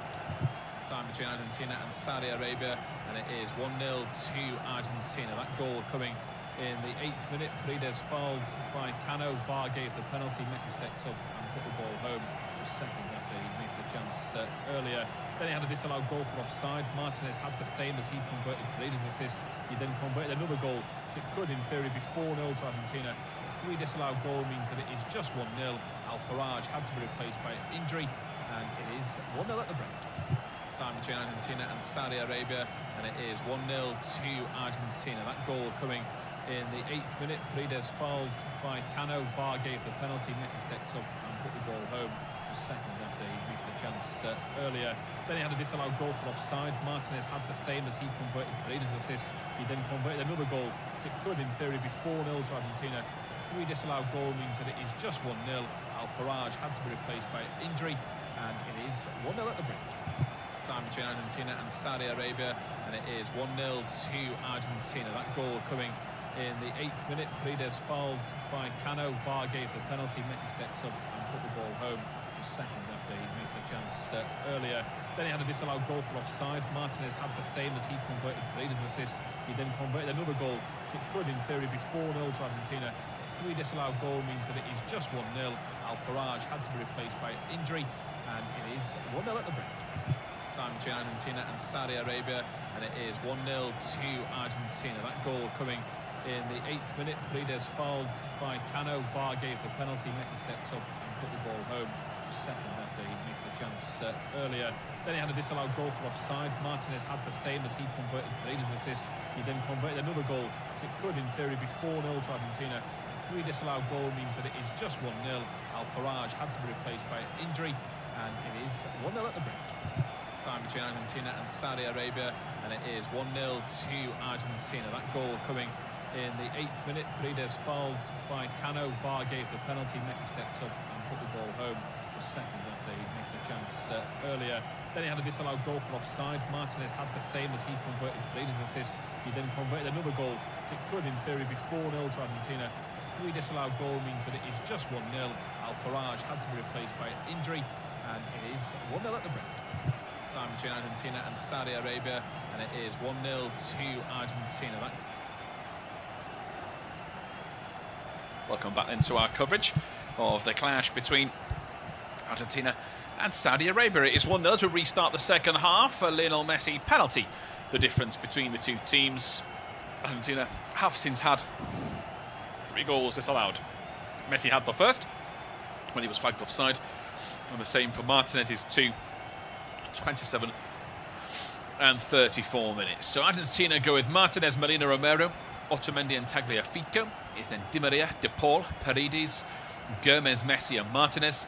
As for Saudi Arabia, Al-Awai, Abdelhamid, Al-Tambakti, Al-Balahi, Ahmed Mohamedi, Al-Sharari, Al-Wahabi Al-Malki, Al-Brikan, Al-Abdid, Cano, Al-Daswari and Al-Shari. Al-Abdid replaced Al-Faraj, who was visibly emotional as he left the pitch with an injury. The Argentina player gone down here with an injury.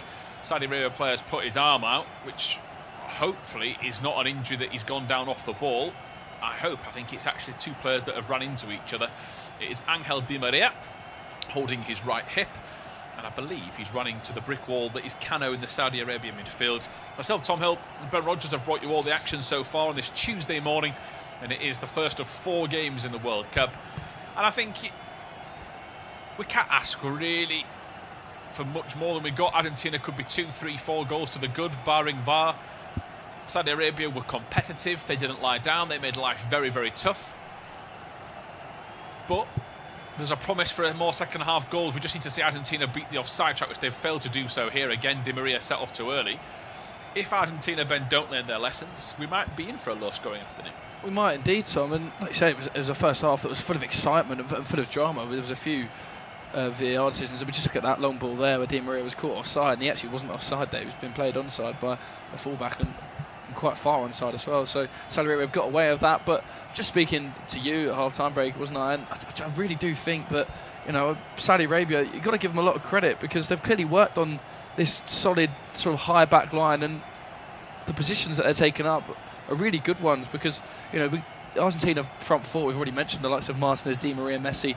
They are players that are full of quality and talent going forward, and they don't normally struggle to break the lines and play on the shoulder, but they have struggled in that first half, which is why they've been caught offside so many times. Saudi Arabia's back line have really stuck to their task well, and here they come forward now, Saudi Arabia. Yeah, on the attack, shot comes in, oh, it's gone in! And as Saudi Arabia have a goal, what a moment for Saudi Arabia. A quick fire attack, and they score, and Al-Shahiri is the goal scorer. What a moment for him. 48 minutes gone, as you say, Ben. Here they come forward. Before we knew it, bang.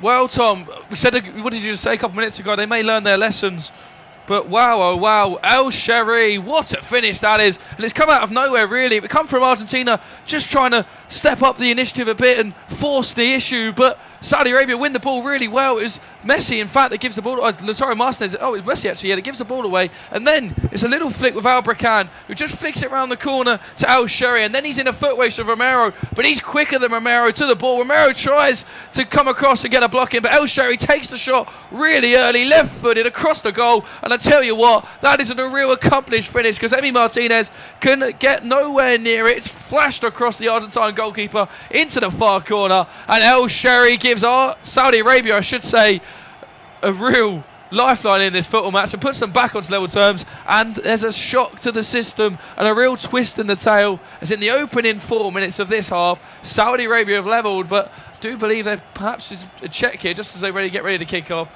but their check is over and Saudi Arabia are level. It's Al-Shahiri, Argentina 1, Saudi Arabia 1. Yeah, amazing moment for Saudi Arabia. So many players that have dreamt of that moment to score in a World Cup. It doesn't happen that often for a team of Saudi Arabia's nature because, of course, they often struggle to get out of the groups, but then to score against Argentina, to score against Lionel Messi's team in what could be his final World Cup, it is a real moment to savour. Messi is just fouled now in midfield. You can tell by his face how pumped up he is. Saudi Arabia player was trying to help him to his feet, and Messi just brushed that off. He's up for the fight. And I think it's been coming, really. I don't think a goal's coming, but I think Argentina being dealt a lesson. I thought maybe we'd get a chance for Saudi Arabia as Di Maria overruns the ball and concedes a goal kick. But I wouldn't say they've been arrogant. I just think they've been a little bit passive in parts. You know, it's not as if they've overlooked Saudi Arabia. They've certainly felt that they can cause them problems, but it's just come from nowhere, really. A little ball forward, a faint touch. Saudi Arabia players were on the attack. Argentina a little bit flat-footed at the back.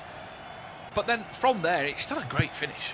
He's got a lot of work to do, make no mistake there, Tom. But we're talking about, is there defensive frailties in this Argentina team? And we've just seen from that bit of play there from Al-Shahiri that there is, because Romero is really slow, isn't he? Al-Shahiri takes that touch in behind him. Al-Shahiri's actually really, well, he's just quicker and he's so desirable to win it. And here comes Saudi Arabia again here. Argentina, just for a second there, looked as if they were going to give Saudi Arabia a second goal, but Al-Dahamid in the end slipped over and Tagliafico can win his side the goal kick. But one shot, one goal, really clinical from Saudi Arabia. And we just got to look at the replay of that goal. It's Al-Shahiri's touch past Romero. Romero, as you say, a bit flat-footed, probably the best way to describe it, because he was, and he was running back. He's trying his best to, in the end, get a block on it. But Al-Shahiri takes a shot really early, which in the end takes Emi Martinez out of it, because Emi Martinez is trying to cover his near post, takes a step to the right, and then it's flashed across the face of goal. It's a real accomplished finish into the bottom corner.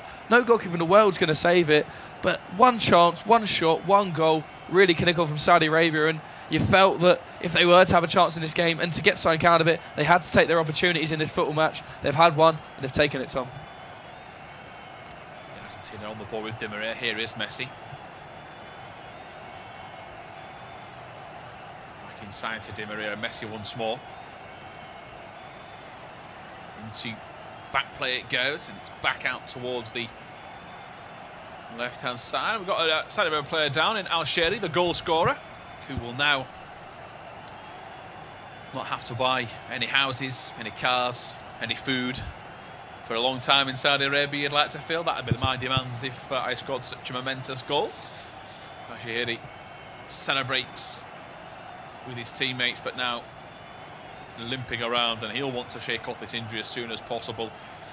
Do look at the benches, of course. Saudi Arabia is a less well known, play all domestically and don't have that the profile. When you look at the bench for Argentina, the whole host of names. You've got Acuna, Alvarez, and others in that front. I thought McAllister, Dybala, that can maybe come on and inject some more momentum into this team. But it's a strange feeling because Saudi Arabia did grow into the game. They're actually dominating the second half proceedings. Argentina haven't got going yet. Saudi Arabia have got the wind behind their sails. They whip a ball into the near post. It'll fall out towards the edge of the box. Shot comes in. Romero blocks it with his head. It's still not fully cleared. Out towards the left-hand side and picking it up is Al-Daswari. He twists, turns, still going. Shot comes in this time. It's in! Saudi Arabia lead. It's Argentina 1, Saudi Arabia 2. And a moment of magic from Al-Daswari gives them the lead. What on earth is going on, Ben? It's 1-2, second half turnaround. Tom, I'm in disbelief. This is one of the best goals you're going to see at this World Cup, and we're on day 3. What a bit of footwork that is to evade 2 free challenges. Look at these scenes on the pitch. All the Saudi Arabian players, the substitutes alike, are all running onto the pitch to surround their players. And tell you what, Hervé Renard's the coolest man in the pitch, but what a goal from Al-Daswari. Argentina fans, you can see him in the stadium. They're in total disbelief of what we're seeing in the opening 8 minutes of this half. It's Al-Daswari. He picks the ball up. He twists and turns. He's evaded 2 free challenges. And then he gets the ball, cuts inside onto his right foot and fires a shot past Emi Martinez. His on-rushing left hand. And it's into the far top right corner. We're going to see it here. Look, he evades all these challenges, cuts inside of Rodrigo de Paul is in the air and then fires a shot, right-footed, curling effort with pace, power, precision. Martinez gets fingertips to it. He can't keep it out. And Saudi Arabia lead Argentina by 2-1. Yeah, brilliant. Brilliant, brilliant. Martinez steps across. Sensational moment for Saudi Arabia, for their nation, for their football, for the World Cup. It is just tremendous. And really, really good for them. What a moment. Just saying to a few friends before the game, before the tournament, I wonder which team is it, the big boys, that's going to struggle. You know, we often get one, somebody doesn't qualify for the groups. I'm not saying Argentina will have that, but 30 minutes in, or should I say, to be accurate, 34, 1 goal, 3 disallowed. And then from around the 35th minute, they just haven't had that same groove. Di Maria's cross was cut out.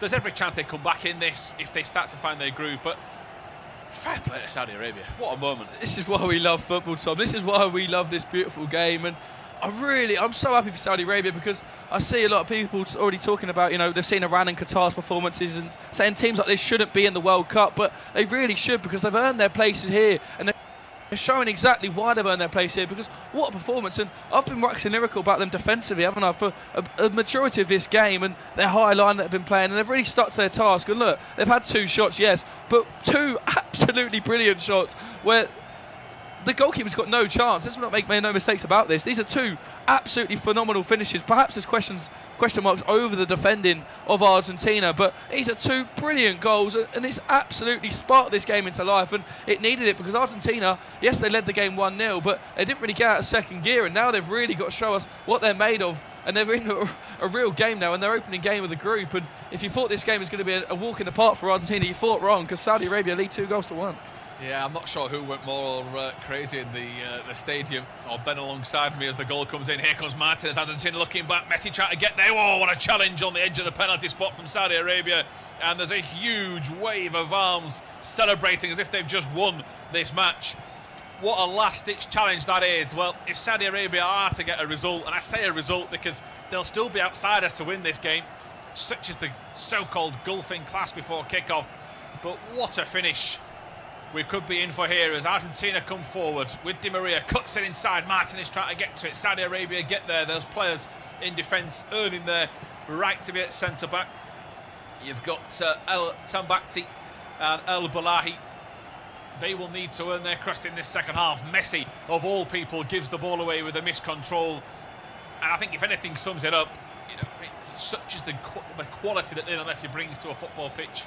A simple 5-yard pass into his feet, he can't control it, then they concede a free kick. What a challenge that is to deny him from El Tambakti. And I think in some areas of Saudi Arabia, that tackle will have been celebrated just as much as the goal. It will, Tom, and I'll tell you what, it's going to be really difficult for Argentina now, because Saudi Arabia even when they were defending, the point in this group, now they're defending 3 points. There's going to be bodies on the wall, bodies on the line, throwing their bodies in front of absolutely everything, working so hard. And they were working so hard in the first half when they were trailing, but now they've got that lead. That's just going to give them an extra 10%, isn't it? And you've just seen it there in Tambakti. The desire to get on the end of that tackle there and just nick the ball away from Leo Messi as the goal would open up for Messi. It's a really good tackle. And Argentina, yes, they've got 33 minutes left in this football match, but they're in a real game here. And Saudi Arabia will really fancy their chances of getting an unlikely result. And Argentina, well, a lot of people fancy them perhaps as favourites or second favourites behind Brazil. But the opening group game here, and they're under the cosh a lot. And with Mexico and Poland still to come in this group, perhaps it's not going to be plain sailing as we thought. Yeah, it's crazy scenes. I don't wonder when we're going to get an attacking change for Argentina.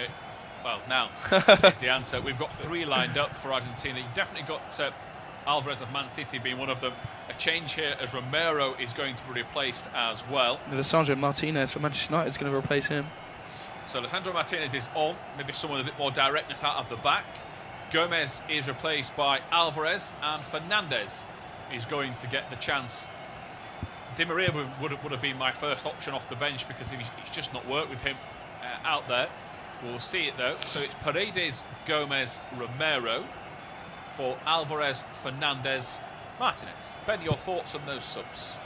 I think the Paredes one's a strange one, Tom, because I do think he's played really well actually. Paredes for the majority of his game, and Romero as well. Perhaps he must be carrying something because he's a lot fitter and a lot younger than Otamendi, and to be honest, he's been more impressive than Otamendi. Of course, Romero can bring the ball out from the back line as well as Lisandro Martinez, and we know what Martinez is going to give you. He's going to give you a physical attack. I'll just break off here, Thomas. Lisandro Martinez almost got him behind, but in the end, he's judged to have brought Tambakti down. But I'm impressed with Julian Alvarez. What I've seen this season for Manchester City, and we know the burst of pace he's got, and I think he's the sort of player that can really break the lines. And when Saudi Arabia are playing this high line, a lot of the time for Alvarez, he wants to play off the shoulder, and if he can just time his runs right, he's got the pace as well as Lautaro Martinez to really cause some issues. And Maxi Gomez, I was impressed with him, but he's off the pitch now. Alvarez is going to give him a bit of a different task because Gomez is the sort of player that wants ball at his feet. He'll cut inside, he'll try and play his direct passes, whereas Julian Alvarez is very much a man that will play off the shoulder and try and get him behind. So perhaps a change of tactics for Argentina, because at the moment it's just not working for them, is it? They trail in this football match, but it's good proactive substitutions from Lionel Scaloni. They've still got half an hour to turn this game around, but we've got in for a Grand Slam finish, aren't we? Yeah, we certainly are. And what a way to start today's World Cup proceedings as Molina just sees this ball out of play, kicks it back to Martinez because he wants the play to quicken up. He knows that his team need that burst of energy. Can't afford to waste time, can't afford to just slow things down. They need a goal, and they need a goal quickly. They do not want to give Saudi Arabia any more momentum at all. And now played forward, but it's a wasteful pass, but sensational sort of performance from Saudi Arabia's second half, and it is a real opportunity for them to make a name for themselves. That's what the World Cup provides. This will go down in folklore if this result stayed the same. The issue is there is such a long time to go that we cannot rule out any result. Argentina need 2 passes.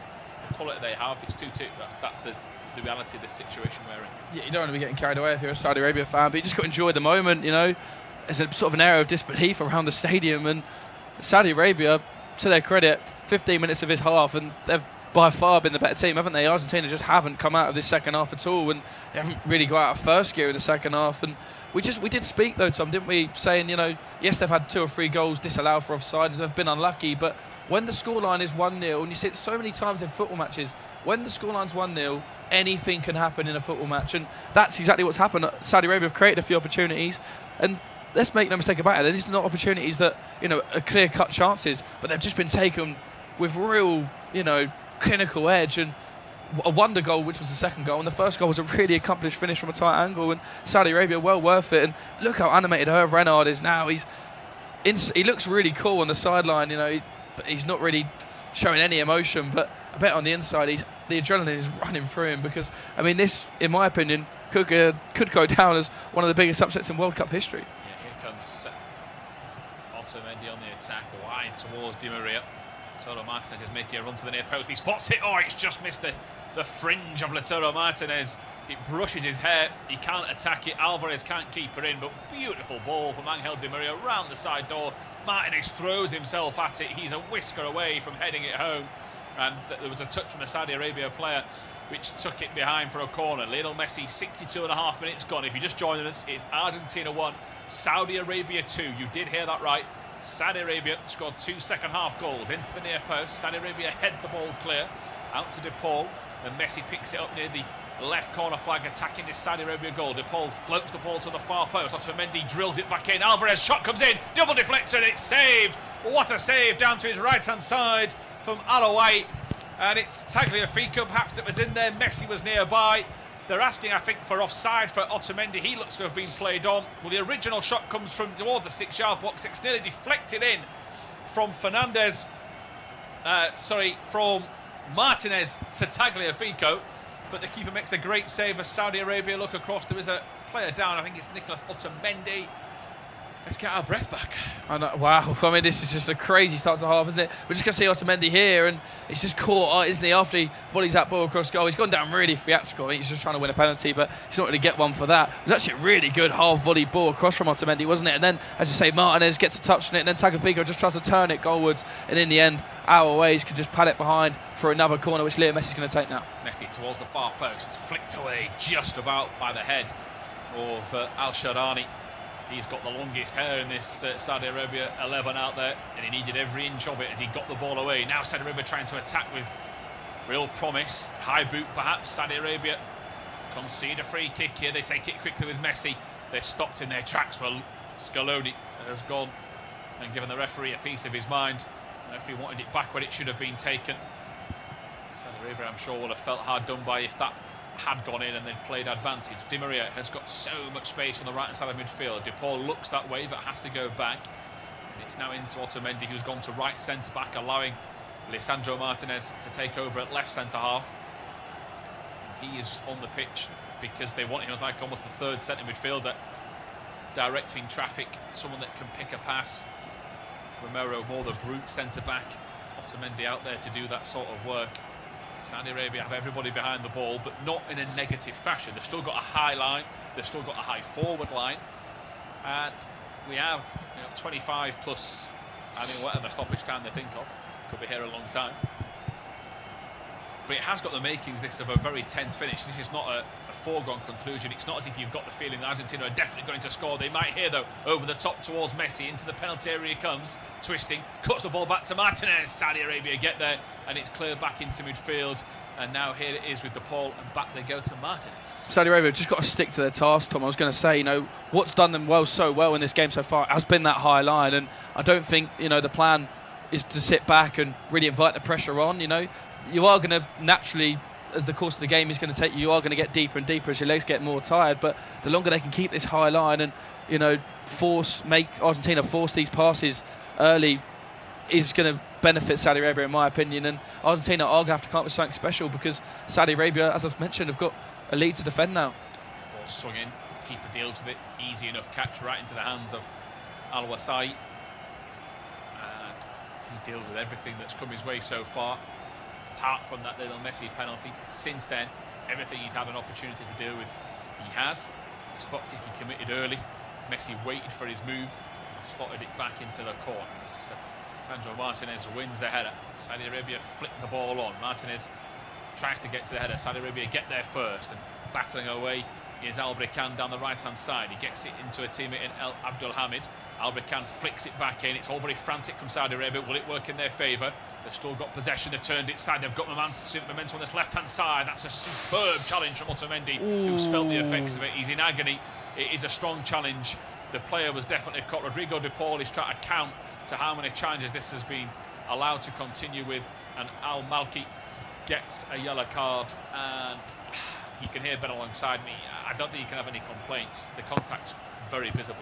Yeah, it looks like it was late from Al Malki, and I'm not very surprised he's gone into the referee's book, because it's 3 or 4 occasions now, isn't it, where he's been a bit late to attack. We're going to see it here. I think Otamendi is just first. He is, isn't he? Otamendi's just first to the ball, and Al Malki, to be fair to him, he's only got eyes for the ball. He's not going in that tackle with malicious intent, but he's still late to it. He does catch Otamendi on the top of the boot, and it did look a painful one there for the Argentine defender. And 67 minutes played in this game, Tom, and Argentina, they're trying to force initiative, of course they are, but the three substitutions so far haven't really had an impact on this game. Argentina haven't really got better, have they?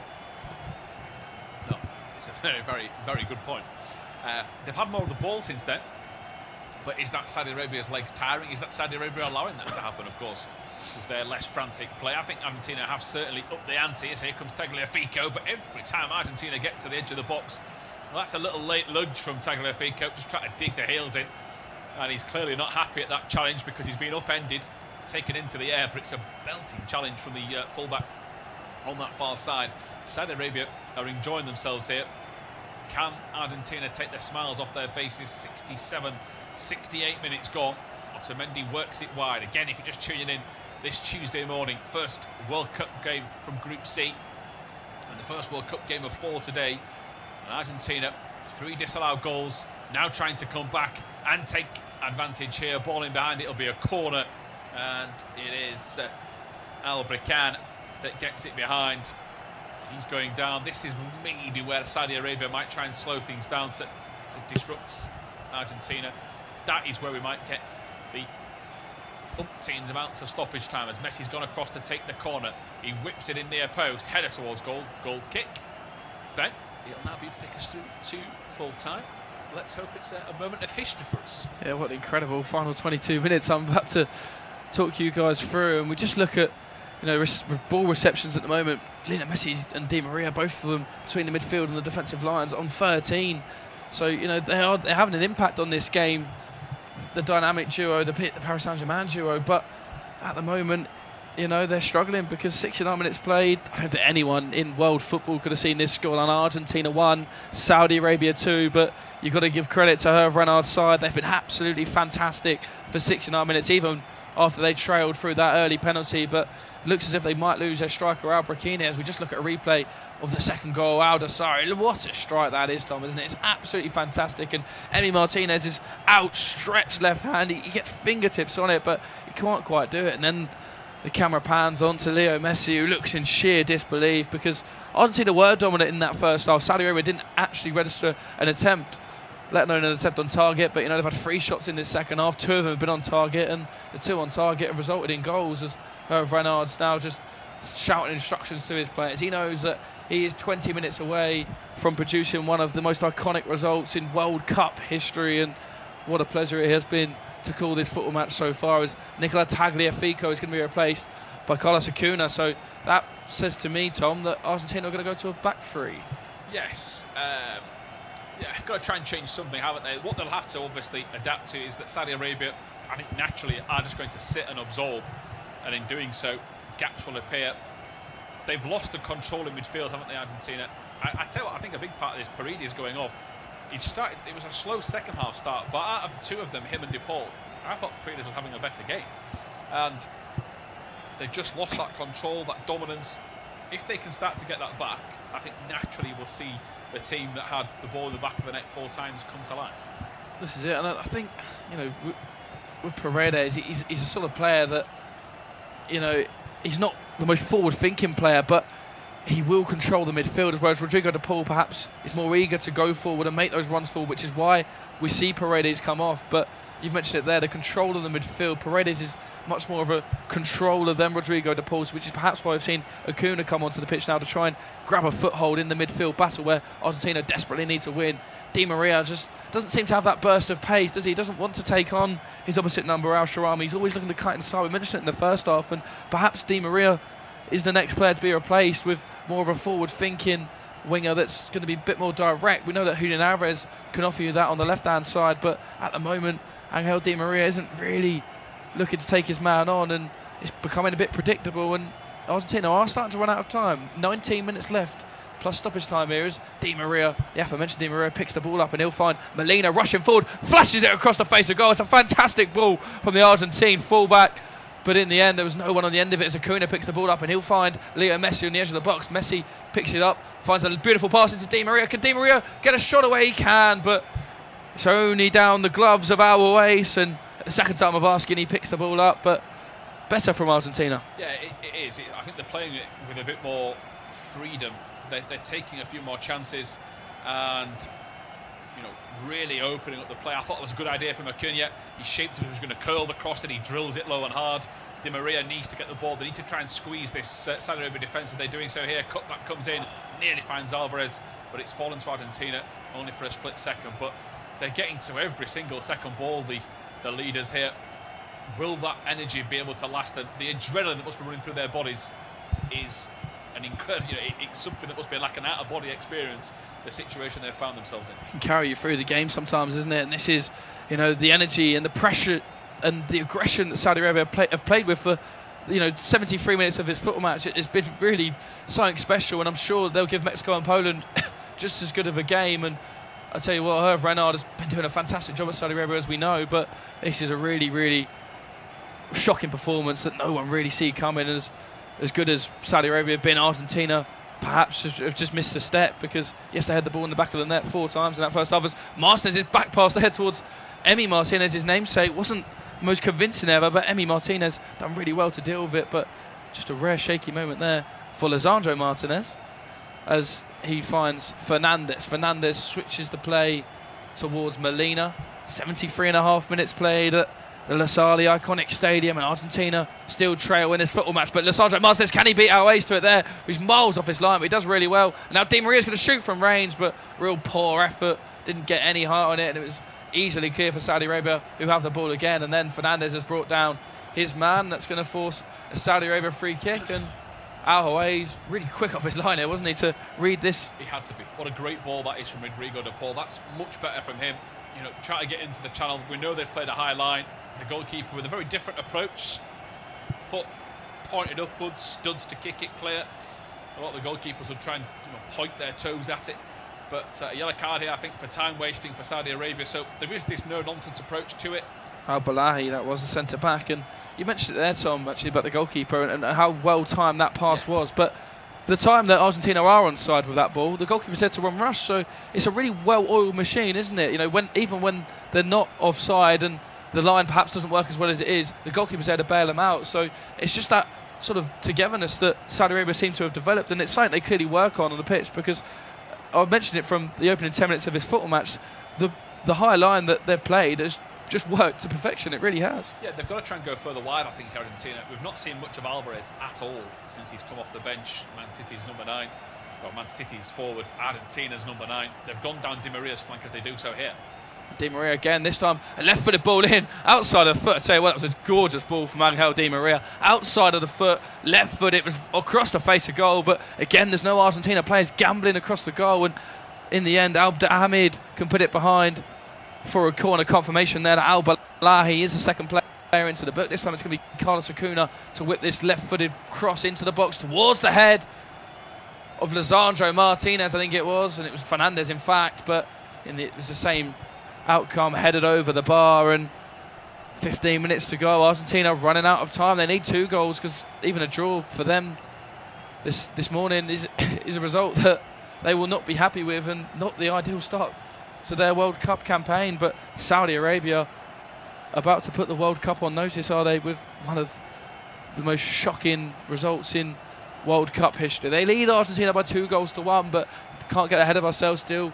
14 minutes plus stoppage time to go as Oates' ball is kicked forward, comes off an Argentina head last, and out for a Saudi Arabia throw-in. And Lionel Scaloni looks on and looks bemused, doesn't he, if anything?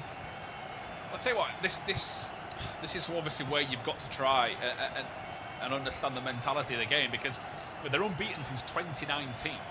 They're losing to a team that nobody predicted they would lose to or have any trouble against.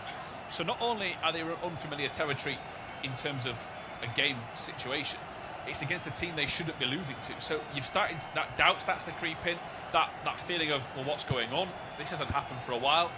You start to feel a little bit sorry for yourselves. This is where Scaloni will find an awful lot out about his team, as they've just considered a free kick here, Saudi Arabia. Massive wake-up call for Argentina. I mean, they were the second favourites for the tournament.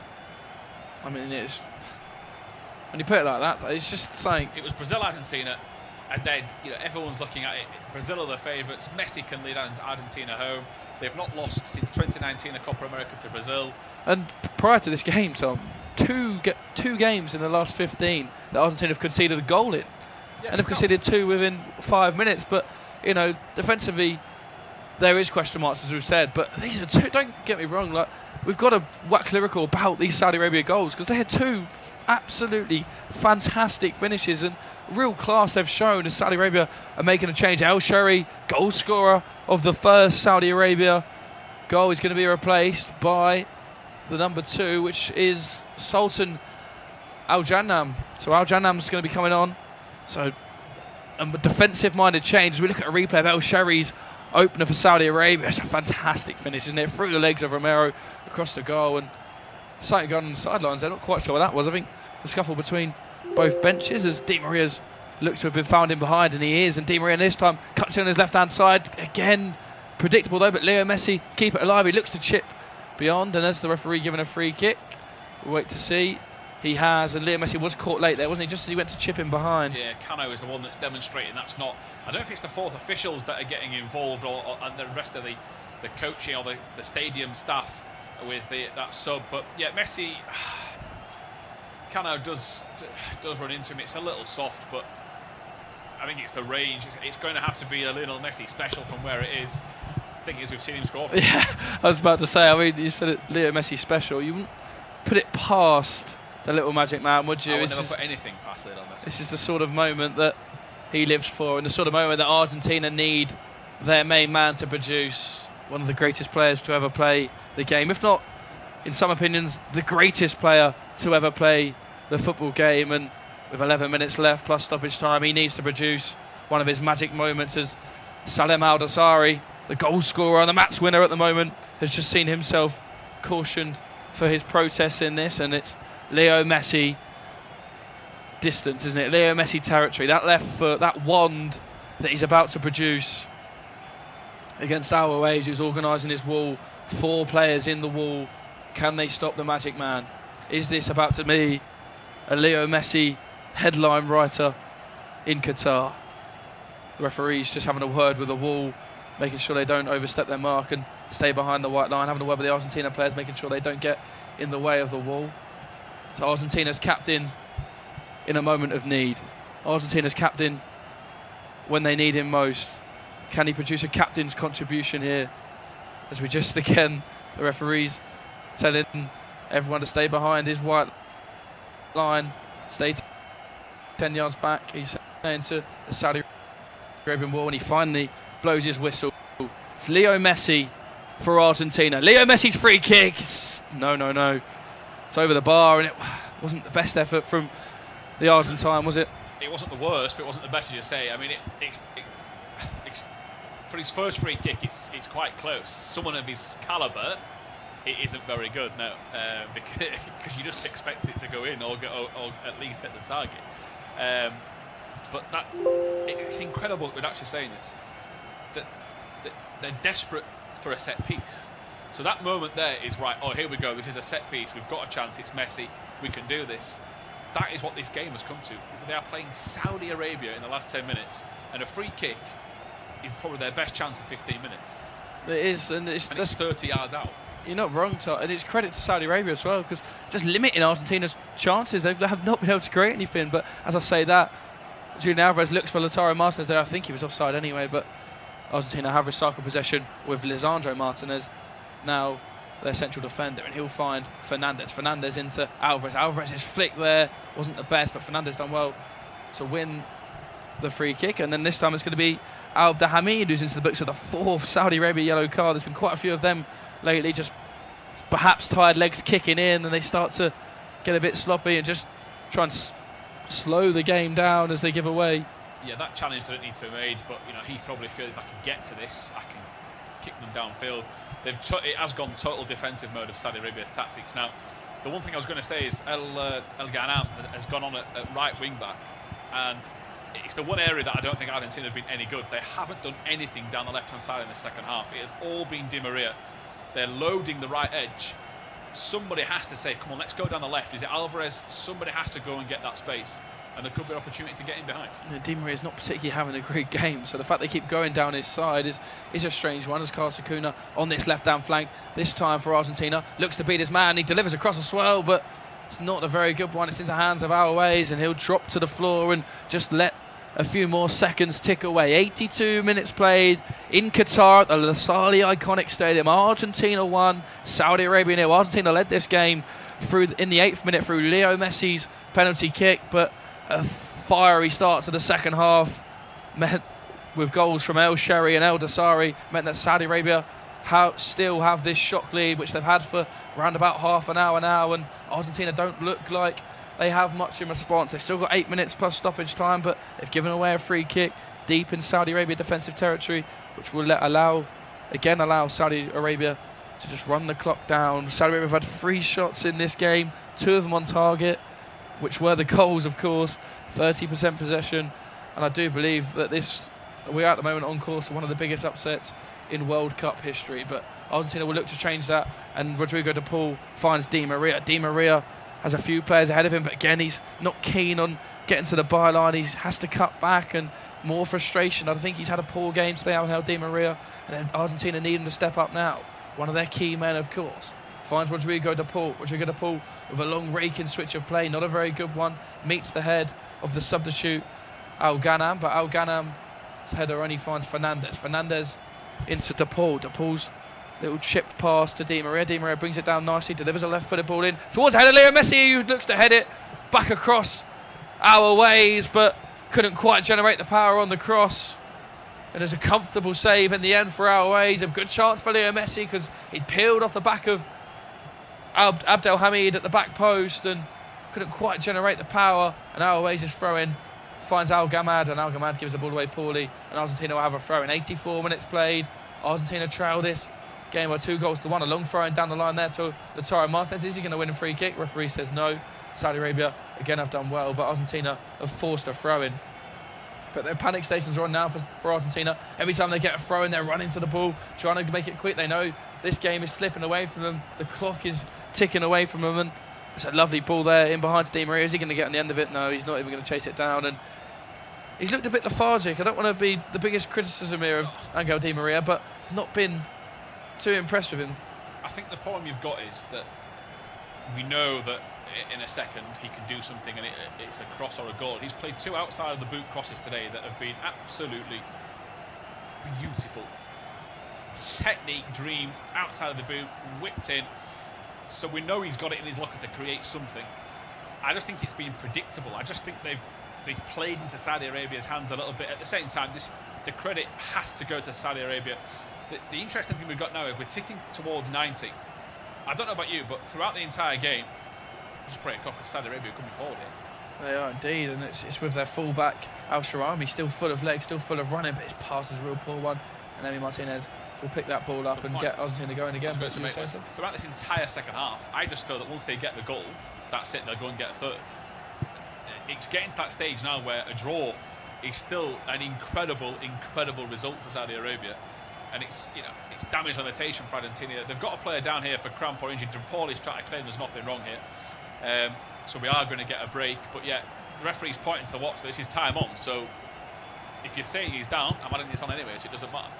It's Albracan who's down, and to be fair to Albracan, if there's one player on the pitch that's going to be struggling with cramp, it probably is him, because he's absolutely run his socks off the centre forward. I can remember 6 or 7 occasions in this second half where he's been in his own penalty area defending the box, and that's what you need in the games like this. You know, every single player has to work as hard as each other, and these Saudi Arabian players have just come into this game, and I think it was you that said it in the opening sort of 5 minutes of the commentary, Tom, that this is a free game for Saudi Arabia. They've got absolutely nothing to lose, and they've played it like that because they've absolutely gone for it, full guns blazing, given, you know, incredible energy levels, the intensity, the aggression, you know, the levels of energy that they've put into the pressure.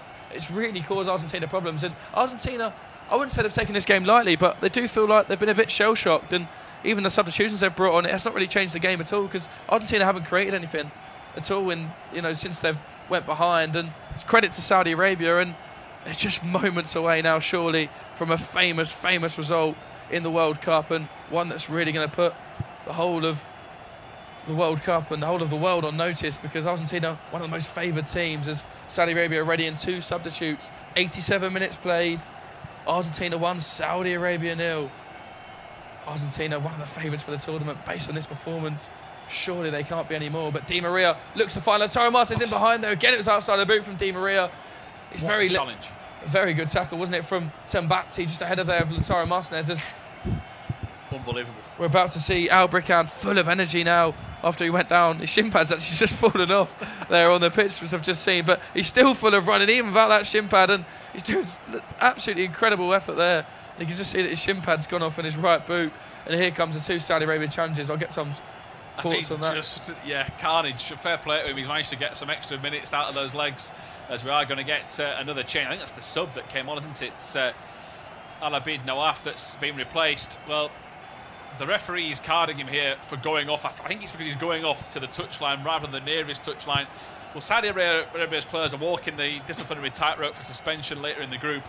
If they're part of a team that beats Argentina, I don't think they'll be too bothered about a suspension later in the tournament. It is incredible as the sub to replace him as Al Amri, and Albrican is going to come off, and replacing him is Haitham Asiri. So yeah, all hands on deck. I mean, I still think we're going to get 7 minutes. Yeah, I mean, I'm inclined to agree with you, Tom. I reckon, you know, the amount of sort of little niggles we've had on the floor, little injuries, we are going to get at least 5, maybe more. But you know, that means we've got about 9 minutes left in this football match overall for Argentina to find a leveller. And even the leveller, as you mentioned a couple of minutes ago, is a result for Saudi Arabia, and it's really going to put Argentina backs against the wall, because Mexico and Poland, no disrespect to Saudi Arabia, are probably going to pose a tougher test than what you would have thought Saudi Arabia would on paper. Saudi Arabia, of course, the lowest ranked team in the group, and Argentina at the moment are trailing to them. A lot of fouls and tackles coming in from the Saudi Arabian players at the moment, but you know, Argentina just do not have an answer for this Saudi Arabia team at the moment. As Angel Di Maria is driving past 3 or 4 players, he's brought down, wins a free kick, dangerous position, not shooting range though. The ball is going to have to be put into the box here from Leo Messi, but they need something magical from their magician, and he's run out of time to produce it. This is going to be a real opportunity here for Saudi Arabia. It's Di Maria, the first time we've seen him, that close control, cutting on his left-hand side, and this time it's worked. Perhaps the tired legs have come into fruition now.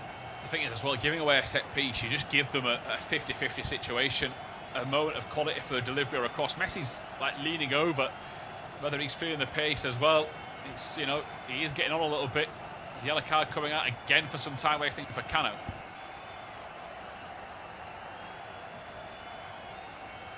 That's a problem. Who has now? Hamid, but Argentina look to cut it going again with Fernandez. Fernandez is going to go for Acuna. He's running out of room here, Fernandez, but he just about digs across out, and it finds Alvarez. He looks to put it across goal. I think it's took a deflection. It has. Really good work, actually, from Tambacti, the centre-back, and behind for an Argentina corner. We're into the 90th minute, about to see how long the 4th official is going to put up for added time. It's going to be Acuna to take this corner. We're into additional time now, 8 minutes to be added on. We've already played 30 seconds. That's the 7.5 minutes left for Argentina to break Saudi Arabian hearts. But they clear the corner easily, only as far as Rodrigo de Paul. And it's a poor touch from Lisandro Martinez, but just about evades the Saudi Arabian player, and that could have been curtains for Argentina's hopes in this football match. De Paul lifts the ball into the box. It's too straight though, and surely the goal has been brought down there. Martinez clears off the line, and the referee does blow for offside. But offside. I think, to be fair, that would have been disallowed anyway. There was definitely a foul. O.A.T has now talked himself into a booking, and that is, I make that the 8th yellow card of the game for Saudi Arabia. So, I mean, that is quite extraordinary that 8 players have now been booked. O.A.T has got himself booked. I was going to say, the keeper must be next, but a few moments ago, with a bit of time wasting from a goal kick. He's gone down now. I think this is just to maybe milk it a little bit more, but this is the issue with the World Cup. You know, it was Otamendi, by the way, that was offside. I understand you try to get your breath back and you try to frustrate. What a header off the line, by the way, in the back play, but the time is going to come back to you. So you've just got to try and get your breath back, get ready again, and ready to move on. But yeah, I mean, you know, we are very close to historic scenes here. Al Amri the man that headed off the line. It wouldn't have counted anyway for offside. But I mean, I can't even say 2 minutes of stoppage time have gone, because they haven't, because we haven't had a minute and a bit of it, No, because they've been time wasted. So I didn't tell you to have no plans. Argentina 1, Saudi Arabia 2. He's not a squad I ever thought I'd ever say. So we're going to be spending the majority of the afternoon together at this rate, Tom, as we've still got Tuesday. about 7 or 8 minutes left. Argentina 1, Saudi Arabia 2. It's kicked long by our ways. Is it met by an Argentina head? It is met by Otamendi, but then Argentina just give the ball away really poorly. And now Cano can drive through the midfield, and he'll find the on-rushing substitute, Al Gamad, who's won a corner off Acuna as he has. And again, chance for Saudi Arabia just to run that clock He down. has to just get everything he can to cut that back against the legs of Acuna, and he does. And it might be a lost cause. They're going to keep it, aren't they? I mean, they've actually gone and got 2 defenders back at the minute. Sure, they're not going to go and try and get a goal here. I mean, if they do, then fair play. But you'd think a short corner routine is what's coming here from Al Daswari, the goal scorer of the second goal. So fearless, haven't they, all game of Saudi Arabia? So you wouldn't put it past them to throw bodies into the box, but looks as if they have got the majority of their team back. Cano's come short, and that's probably the play you want short. He's a big physical presence. It's been really impressive him in the midfield, and Aldasari does go short to Cano, back to Aldasari, and now they just knock it around in triangles, and he's a real flary player, Aldasari, isn't he? The quick feet there, but Cano's just been caught offside, and Aldasari's saying, you shouldn't have taken that, mate. And now Argentina take a free kick quickly and look to get us forward. 93 and a bit minutes played for Argentina. 4, maybe 5 minutes for them to get themselves back into the game as Leo Messi looks to produce something, but Al Malik meets him with a strong tackle. He kicks it high into the stands, and Argentina again have a throw in to recycle the possession of the ball. And now Lisandro Martinez, the Manchester United centre-back, has the ball. He finds Fernandes to Acuna, back to Fernandes, but Acuna's ball is a real pull on. Fernandes does well to keep hold of the ball, and he's dispossessed by Cano, and then another Saudi Arabia tackle comes flying in. Absolutely magnificent. Argentina are forced backwards again. Lisandro Martinez to Rodrigo de Paul, who looks to go long for Di Maria, as Di Maria was peeling off the back of Al Sharami, but Al Sharami stuck to his task well and met the header out for a throw-in. Otamendi to De Paul to Fernandes. Fernandes doesn't have a lot going forward, so again he's had to go long and in behind, but I think Al-Aways is going to make that. He meets it with a punch, but this time he's not fouled. Di Maria cuts it back to Leo Messi. Can Leo Messi get his shot away? Cuts it on his left and his right. Messi left and right, gives the ball away in the end. He just does a bit too much. Saudi Arabia still have a player down in the box. Surely Leo Messi had to pull the trigger there, and the referee is now saying that I'm going to have to stop the play. It's Al Shamri, and Al-Aways is absolutely furious. It's poor officiating, really, in a way. Al-Mohammadi Al-Sharani is the one that's down. He has absolutely been poleaxed. I'm sorry, that is awful officiating. He needed him in the head. This could be as lengthy a stoppage as we're going to get. The Iran stoppage yesterday was 25 minutes or into the stoppage time and added time. This could just be as bad. We're into the 96th minute. The keeper is on his knee. Sorry, he's on his backside. He cannot believe what's happened. He's devastated. He has kneed him in the head. He's then had a heavy fall on his head. The officiating there is a disgrace. It's disgusting, and not just the referee, the fourth official. So he's right in front of that, and if there's a head injury, you've got to stop it straight away. And our television picture was showing a replay of that. And I don't even think they should have done, because honestly, the way it's the knee of Al-Aways which is connected with the head of Al Sharemi, and his head snapped back. And I think the referee is trying to say to the Saudi Arabia players, now, I'm sorry, I didn't know it was a head injury, but there isn't really a sorry in place, because it's a real, and you can see straight away all the Saudi Arabian staff members and the players signaling for a substitution.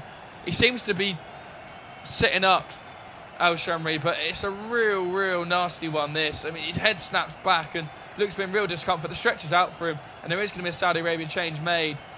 And we've played 96 minutes, but as Tom's mentioned there, we could be going for at least another 10 minutes here. So sit tight, everyone, and sit tight, Saudi Arabia fans. I mean, you're just minutes away from one of the most shocking results in World Cup history, and completely deserved.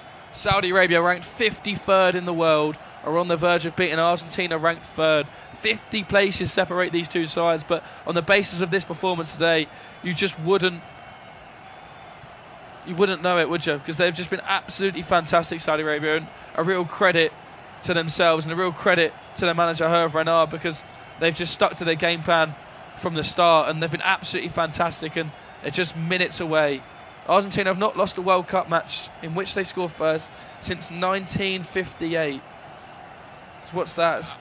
Just 64 years, John. Just to stop. Incredible, by the way, that the Saudi Arabian defender Al-Mohammadi Al-Sharani, at 2-1 up, he's on his feet after that challenge. I don't think they're going to let him carry on, but he has had a goalkeeper who's 6 foot plus knee him in the face. He's then hit his head so hard on the ground, and he's up on his feet. They're doing the right thing. They're getting him off the pitch. I really hope he's okay, not only for the rest of this game and beyond, and for the tournament, but his health is the most important. I think they're going to put him on the stretcher anyway, but I think he's just been sat up and stood up with a tissue to the face. But yeah, I mean, this is just, it's one of the most incredible days in World Cup history. If it continues, we're still going to have 3 to 4 minutes of stoppage time added on. Saudi Arabia's players are trying to have a word with Lionel Messi. We're at that sort of level here, Ben, where somebody will want Messi's shirt here. These are World Cup winners. If I'm a Saudi Arabia player, you're keeping that shirt forever. They're looking at Lionel Messi, the best player of their generation, and they haven't shown any fear. They've defended incredibly well. They have 4 more minutes to do so from the shock of the tournament. If there's a bigger shock than this, then I'll be stunned. Morocco in 1994, Belgium in 1994, Egypt in 2018. The previous 3 victories for Saudi Arabia in the World Cup. 17 matches, 3 wins, 2 draws, 11 losses, and they are minutes away now from beating Argentina, the 3rd ranked side in the world. Lionel Messi's Argentina in the World Cup. There's a thumbs up from El Shaarawy, which is absolutely fantastic to see. He's stretched it off. He's going to play no more part in this match, which is absolutely spot on. We see it with the Iran injury yesterday. The players will want to continue, but you've got to make the decision what's right for the team and right for the player. And Al Barak is coming on to replace him. So it's Al Shaarawy off, Al Barak on for the final couple of minutes that remain in this football match. Argentina 1, Saudi Arabia 0. Saudi Arabia so close now. Argentina running out of time. I make it around about 2.5, possibly 3 minutes left of stoppage time here. A long ball finds Alvarez in behind. Alvarez's attempted shot is blocked again by Al Dahamid, who's had an absolutely fantastic game, hasn't he? And he celebrates that like it was a goal. Argentina have a corner taken by Acuna. Acuna's ball in is headed away again by Saudi Arabia, only as far as Rodrigo de Paul. De Paul's attempted pass is out towards Alvarez. Alvarez chips a left-footed cross in, but again it's headed behind for a corner by Cano. Running out of time here. You think back to recent major international tournament shocks. England-Iceland comes to mind, of course, for English fans. That was 6 years ago, but this is on the World Cup stage, and this is bigger. What another header, as Tom screams there. It was Cano again, the number 23 for Saudi Arabia, rising above. Di Maria's ball in towards Alvarez. Alvarez looks to head it back across goal. And a dramatic conclusion to this match. And again, Alvarez keeps hold of it. It's similar to Lionel Messi one earlier on. Alvarez tries to loop a header over the goalkeeper. Alvarez leaps up in the air so high, and not only that, keeps hold of the ball, and again will run that clock down as the match winner has the ball. Al Dassari is not under too much pressure from Argentina. They're sitting off, and perhaps they think the writing's on the wall. Can Argentina win the ball back here off Al Dassari? They can't. Al Malik will spread the play to Abd Al Hamid, who's got so much time and space. Just got to keep hold of the ball, perhaps go towards the corner flag. He finds Al Ghanam. And Al Ghanam now is just trying to win a corner, perhaps off Acuna. Pays it against him, but Acuna does well to not force the corner. And Argentina have won the ball back. Perhaps they've got one more chance, and that's all they're going to get, Argentina. And they've got their magic man, Leo Messi, on the ball. Can Argentina avoid one of the greatest shocks in World Cup history? It's now or never. It's Di Maria. Di Maria cuts inside of his man, attempts a ball, which is a real poor one. And that's going to evade absolutely everyone. Out for a goal kick, and the look on Di Maria's face says it all. Always has the ball now for a Saudi Arabian goal kick. The referee takes 1, then 2, looks at his watches. We've played 101.5 minutes of the 8 minutes that were added on. Of course, there was a slight delay for Al Shaarawy being stretched off for about 4 minutes, but we're looking at the dying embers of this game. 30 seconds, if that, left for Argentina to salvage something, or they're heading for one of the biggest shocks in World Cup history. And probably the most embarrassing defeat of their entire World Cup history. It's kicked long by Aoua's, met by the head of Fernandez, and out for a Saudi Arabia throw-in, which is deep in their attacking territory, deep in Argentina defensive territory. And Scaloni looks on, he looks bemused, he looks confused. Saudi Arabia fans look absolutely delighted, and they're just minutes away from the biggest win in their country's history, and a win that is surely going to propel them into new heights in their country. The throw-in comes forward, it's headed away by Acuna. Acuna looks to kick long, but it's only as far as Abdel Hamid, who kicks long behind for a goal kick. It's an absolute... Well, it's one of the biggest clearances I've ever seen. So, I mean, you laugh there. He's just looking on. For a goal kick. I mean, they're sat in out. We're into 103 minutes of this match. It's crazy scenes. They've got maybe this last chance. Surely this is the last chance. Another look at the watch from Slavko Vincic. Di Maria has to go backwards. There's just nothing on for Saudi Arabia. Messi's dropped so deep, just at the halfway line, to win the ball. He picks the ball up. Then Fernandez looks to put the ball in. It's a real poor ball from Fernandez. Can Messi pick the loose scraps up? Fernandez looks to as well. But Saudi Arabia just want it too much. They click here again. And there's surely now just seconds away. The Saudi Arabian players have all got their arms out waving. Surely the referee's going to blow the whistle. Argentina look to come forward again, this time with De Paul. De Paul finds Fernandez, but Saudi Arabia is so deep in their shape, and there's just no passing avenues on for Argentina. Acuna looks to whip a ball into the box. Again, it's headed away by Tambakti. The two centre-backs for Saudi Arabia, I should say, have been absolutely incredible all game. Tom's got his arms waved out, and next to me here, he's sure that the full-time whistle's going to go any second now. Leo Messi has the ball. Can he do something? Looks for Di Maria in behind. Again, it's blocked by Al Malik. Again, it's cleared. Lisandro Martinez comes across. He has to go back to Emi Martinez. And I'm sure that the referee's about to blow the full-time whistle here. We're almost into the 104th minute. And the full-time whistle's about to go. Is it? The referee's got whistle to mouth. He's kicked long forward. And the full-time whistle blows. And the curtain comes down on one of the greatest World Cup moments in the history of the sport. Lusail Iconic Stadium, November the 22nd, 12:07 p.m. in England. One of the most incredible moments you are likely to see. Remember where you were, remember who you were with. Saudi Arabia have their 4th World Cup win in their history. They've beaten Leo Messi's Argentina, the second favourites for the tournament, the 3rd ranked side in the world, and the 53rd ranked Saudi Arabia have beaten them by 2-1. Leo Messi took the lead after 8 minutes through his penalty kick, and they led at half-time. Then Saudi Arabia come out with a fabulous second-half performance. It was El Sheri's goal, which he kicked in between the legs of Romero across the goal. Emi Martinez outstretched left glove, couldn't get there. That levelled the score. Then just 2 minutes later, Al Dasari's quick footwork and his tremendous right-footed shot, which curled into the far corner, gave Saudi Arabia the shock lead, and that's why there's party atmosphere going on. Players on the pitch, tears from some of the Argentina players. They know what they've been on the other end of here today. Lusail Iconic Stadium, full time. Argentina 1, Saudi Arabia 2.